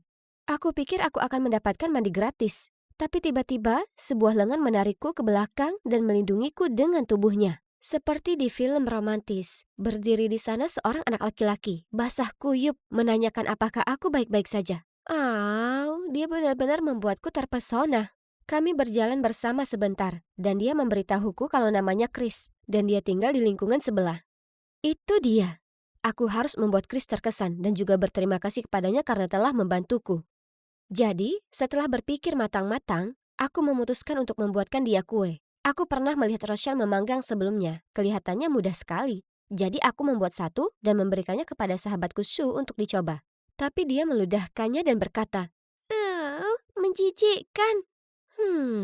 Aku dengan sedih duduk di dapur, menatap kueku yang menyedihkan dan bertanya-tanya di mana kesalahanku. Saat itulah Rochelle masuk ke dapur. Tapi aku kaget. Bukannya menertawakanku, dia malah menepuk pundakku. Kemarilah, kuajari memasak. Rochelle adalah juru masak yang baik, jadi bodoh sekali jika aku tidak belajar darinya. Tapi tidak berarti aku menyukainya, aku hanya ingin memenangkan hati kekasihku. Jadi setelah itu, setiap hari sepulang sekolah, Rochelle memberiku pelajaran memasak. Oke, jadi mungkin dia tidak seburuk yang kukira dulu. Kami mencoba berbagai resep berbeda bersama-sama dan menghasilkan formula sempurna ciptaan kami sendiri. Dan akhirnya, aku bisa membuat sendiri kue coklat berbentuk hati yang indah untuk menyatakan cintaku kepada Chris. Dan apa kalian tahu? Dia menjawab, ya. Aku sangat mencintai Chris, sehingga aku benar-benar lupa tentang konflikku dengan Rochelle. Chris sering datang ke rumahku. Ayahku dan Rochelle menyayanginya. Jadi sekarang, selain memasak makanan favorit ayahku, Rochelle juga memasak makanan favorit Chris. Dia luar biasa. Dia bisa mengingat semua hal yang disukai dan dibenci Chris, bahkan hal-hal sepele seperti dia alergi kacang. Kami seperti sebuah keluarga, dan harus aku akui rasanya cukup menyenangkan. Dan kemudian, entah dari mana, kejutan dalam hidupku terjadi.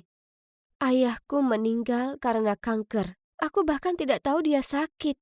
Seperti yang bisa kalian tebak, aku benar-benar putus asa dan tidak ingin melakukan apapun setelah itu. Ibu dan ayahku sama-sama meninggalkanku, hanya dalam waktu 1 tahun.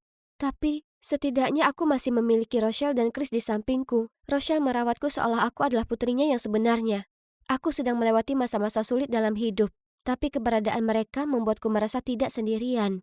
Kesedihan itu pada akhirnya akan hilang, dan semuanya akan baik-baik saja mulai sekarang, pikirku. Sampai suatu hari, aku sedang membuat cupcake, ketika pengacara ayahku muncul dan menunjukkan kepadaku surat wasiatnya. Ternyata, ayahku mewariskan rumah itu kepadaku, tapi hanya dengan syarat aku mempunyai wali, seorang wanita bernama Laura. Hah? Itu aneh. Aku tidak kenal siapapun yang bernama Laura, tapi... Tunggu. Sepertinya aku pernah mendengar nama ini dari seseorang. Ibuku. Ketika dia berada di hari-hari terakhirnya, ibu pernah memberitahuku bahwa ayahku telah berbicara dengan mantannya lagi, dan namanya adalah Laura. Mungkinkah itu dia? Apa dia serius menjadikan mantannya sebagai waliku? Sulit dipercaya. Aku harus menyelesaikan masalah ini sampai tuntas. Tapi bagaimana aku bisa menemukan misteri Laura ini? Aku tidak punya keluarga, selain Paman Colin, yang tinggal di Perancis. Jadi, aku menghubunginya dan menceritakan semuanya.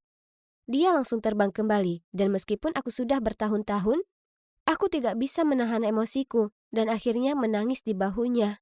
Dan kemudian, dia memberitahuku kebenaran yang mengerikan.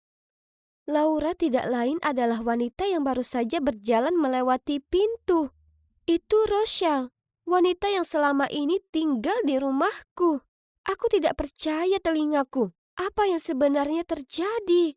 Jadi, pindahnya Rochelle bukanlah suatu kebetulan? Ayahku diam-diam menyelundupkannya sebagai pembantu agar mereka bisa bersama? Rasa sakit dan kekecewaanku sungguh luar biasa. Tapi aku harus tenang agar bisa berpikir rasional. Aku tahu aku harus pintar dan mengungguli Rochelle dalam permainannya sendiri. Sejak itu, aku mulai memperhatikan Rochelle dan menyadari sesuatu yang aneh. Rochelle dan Chris agak terlalu dekat dan intim. Aku sering melihat mereka saling berbisik ketika mereka mengira aku tidak melihat. Apa maksudnya ini? Mungkinkah Rochelle mencoba membujuk pacarku untuk melakukan salah satu rencana gelapnya? Atau, yang lebih buruk lagi, apakah pria yang kucintai berselingkuh dengan wanita yang lebih tua? Kecurigaanku semakin dalam ketika beberapa hari kemudian, Chris memberitahuku bahwa dia sakit sehingga aku harus naik bus sekolah selama beberapa hari. Dan Rochelle pun memintaku libur beberapa hari. Mungkinkah itu hanya kebetulan? Menurutku tidak. Jadi aku memutuskan untuk menjadi detektif sekali. Tepat setelah Rochelle pergi, aku mulai mengikutinya. Dan tidak mengherankan, dia pergi ke rumah pacarku. Hai ibu, permisi? Ibu? Dia ibunya? Jadi itu berarti dia tidak hanya menggoda ayahku, tetapi juga menanam putranya untuk mengalihkan perhatianku agar mengambil alih harta keluargaku? Aku mempercayai mereka berdua. Bagaimana mereka bisa begitu kejam? Tiba-tiba, aku teringat detail yang tidak aku sadari sampai sekarang. Setelah memakan makanan yang dia masak, entah kenapa, ayahku menjadi semakin lemah dan akhirnya meninggal dunia. Apakah dia meracuninya? Jika itu masalahnya, maka dia benar-benar ular berbisa yang menyamar sebagai manusia. Aku langsung putus dengan Chris dan memecat Rochelle, lalu pulang dan menceritakan semuanya pada Paman Colin. Setidaknya aku punya dia di sisiku. Sekarang yang perlu kita lakukan adalah menyangkal hak asuhnya atas properti tersebut. Akan kuurus semuanya. Kau hanya lakukan apa yang kukatakan. Kemudian, Paman Colin membantuku menyiapkan tuntutan hukum terhadap Rochelle dan putranya atas tuduhan penipuan. Mereka berdua akan membayar harga atas apa yang mereka lakukan terhadap ayahku dan aku. Oh, tapi masalahnya, sekarang Rochelle tidak tinggal di sini. Rasanya begitu kosong. Aku sangat marah padanya, tapi aku juga mendapati diriku merindukannya juga. Aku mencintai dan mempercayainya. Begitu pula Chris. Dan perasaan seperti itu tidak hilang begitu saja dalam semalam. Tapi saat aku masih memikirkannya, ada pengacara. Lagi. Dan dia ditemani oleh Paman Colin. Apa yang terjadi sekarang? Nyonya Brittany Jensen dengan ini mentransfer seluruh tanah milik 25 Oakwell House kepada Tuan Colin Jensen, sebagaimana ditandatangani oleh kedua belah pihak. Hah? Ditandatangani? Kapan aku menandatanganinya? Aku merampas kertas itu dan berteriak, penipuan! Aku tidak pernah melihat kertas ini. Paman, apa ini? Tolong katakan sesuatu. Aku tidak tahu. Ikuti saja dokumen hukumnya. Tidak. Jadi Paman Colin hanya berpura-pura peduli, padahal sebenarnya dia hanya ingin menipuku agar menandatangani kontrak rumahku? Ya Tuhan, coba pikirkan. Itu pasti hari itu, hari di mana dia memberiku banyak surat untuk ditandatangani, mengklaim bahwa itu tentang aku yang menggugat Rochelle dan Chris. OMG, penipu yang berbohong. Saat itu aku sangat kesal sehingga aku hanya membaca sekilas halaman pertama tanpa melihat halaman berikutnya. Aku terlalu ceroboh. Mulai besok, Nyonya Brittany Jensen harus mengembalikan semua aset kepada Tuan Colin Jensen. Kamu punya waktu 24 jam untuk bersiap. Aku mencoba meneriaki pamanku, dan kemudian aku mencoba mengajaknya bicara tapi dia tidak peduli. Dia hanya menyeringai padaku dan memberitahuku bahwa dia hanya mengambil apa yang menjadi haknya. Pria yang keji. Jadi sekarang, aku tidak punya apa-apa lagi.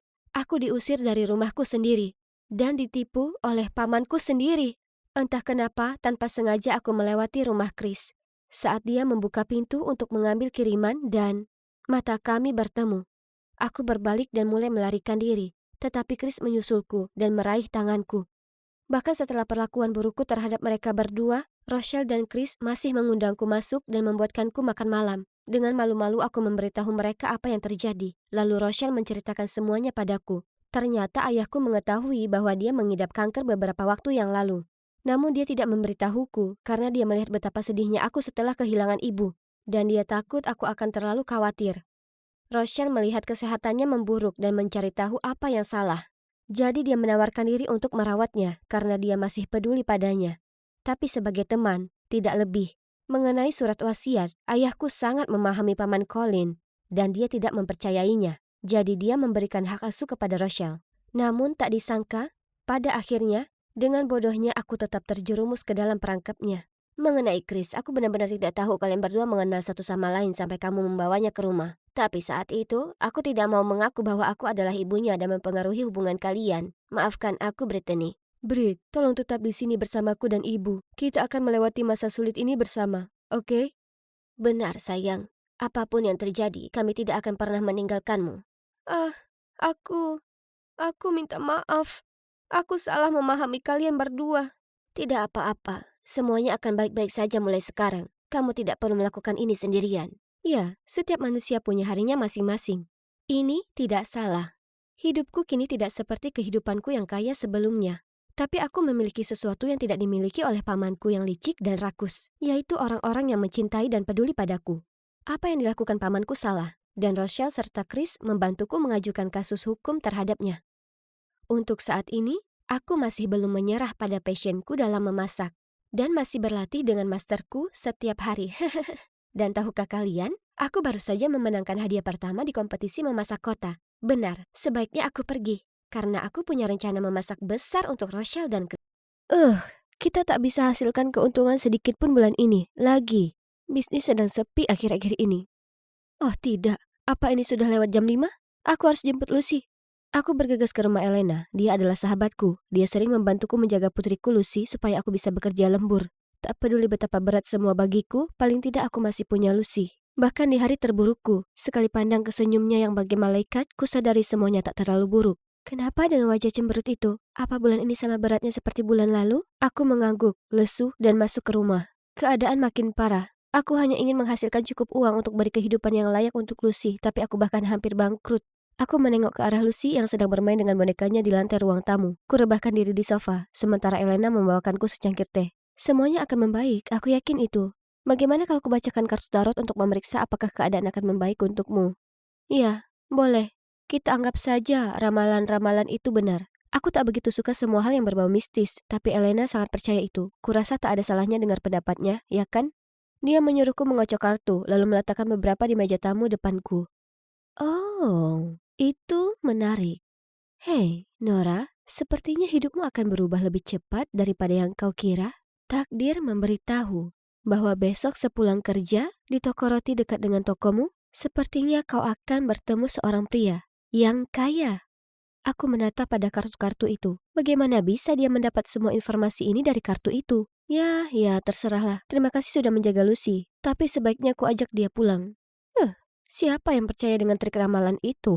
Tapi, kalau dipikir, aku juga putus asa. Dengan semua lockdown dan Brexit, toko lilinku yang kecil di bagian selatan Inggris tak berjalan dengan baik akhir-akhir ini. Tak ada promo buy to get one free atau pameran penjualan yang bisa membantu. Uangku tersisa 1 digit dari uang yang dipinjami orang tuaku untuk membuka toko. Kemudian ada Lucy yang harus kupikirkan. Di usianya yang 3 tahun ini dia sudah melewati begitu banyak. Termasuk ayahnya yang meninggalkan kami berdua. Aku ingin memberikan kehidupan yang luar biasa untuknya. Bukannya menyebabkan kami berdua jadi gelandangan. Mungkin sebaiknya kulakukan apa yang dikatakan Elena. Maksudku toh tak ada ruginya buatku. Jadi hari berikutnya saat aku menutup toko lebih awal dengan Lucy di belakangku, kami berjalan menuju toko roti itu. Sepertinya tak ada seorang pun. Sepertinya Elena salah sekali. Oh, Nona, saya minta maaf. Aku menyingkirkan sisa-sisa kue dan melotot ke pria ini. Oke, jadi sepertinya dia hanya beberapa tahun lebih tua dariku. Tapi kenapa dia memakai baju yang sangat kuno? Dan ada apa dengan gaya rambutnya yang buruk itu? Ini pasti pria yang Elena bicarakan, ya kan? Tapi dia jauh dari tipeku.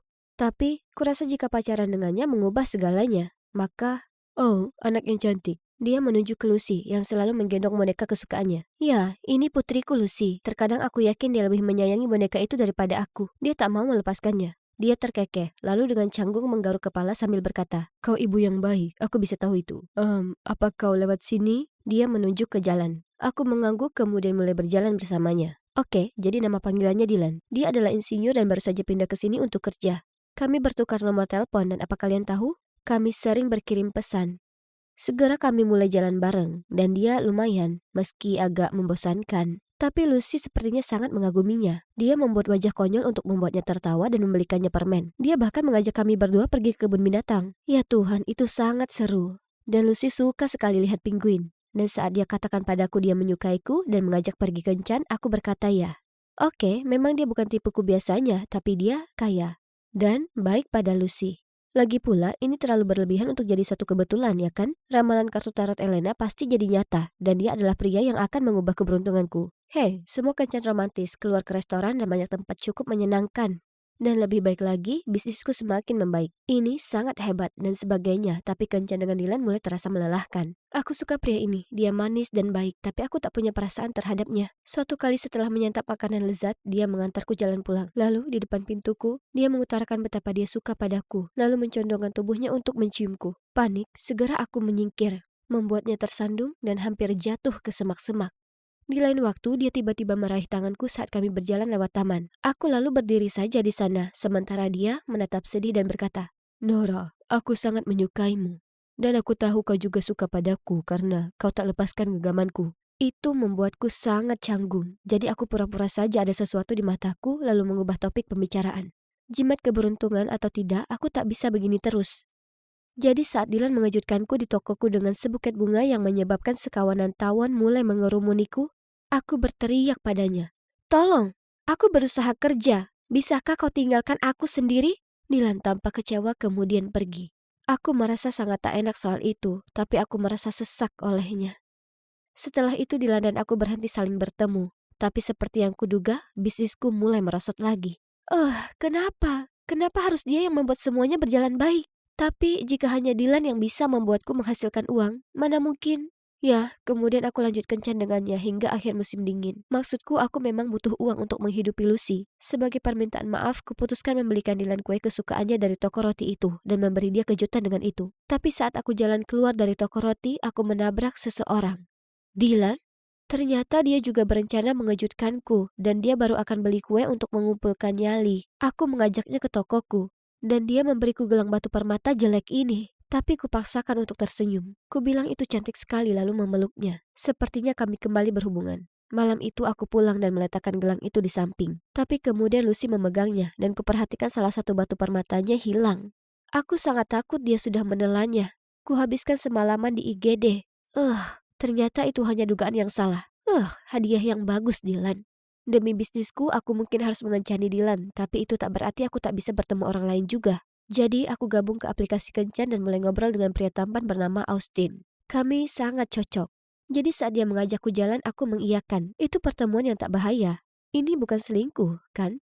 Austin muncul dan ya, aku tak mau membandingkan. Tapi Dylan itu bagaikan gurun pasir, sedangkan Austin jelasnya seperti oase hijau. Tapi tepat saat aku dan Austin melangkah keluar dari kafe, kami berpapasan dengan Dylan di trotoar. Dengan gadis lain. Jadi ternyata kami berdua ingin bertemu orang baru. Kalau begitu, mungkin tak perlu menunggu sampai musim dingin. Jadi, Dylan memaksa untuk mampir. Dan wajar, dia ingin tahu siapa Austin. Aku sebutkan bahwa kami berdua bertemu orang lain, jadi itu tak masalah. Tapi ternyata, gadis yang kulihat dengannya hanyalah seorang teman. Ini waktunya aku jujur dengannya, jadi kuceritakan bagaimana dia itu jimat keberuntungan untuk bisnisku. Dan itulah kenapa aku lanjut mengencaninya.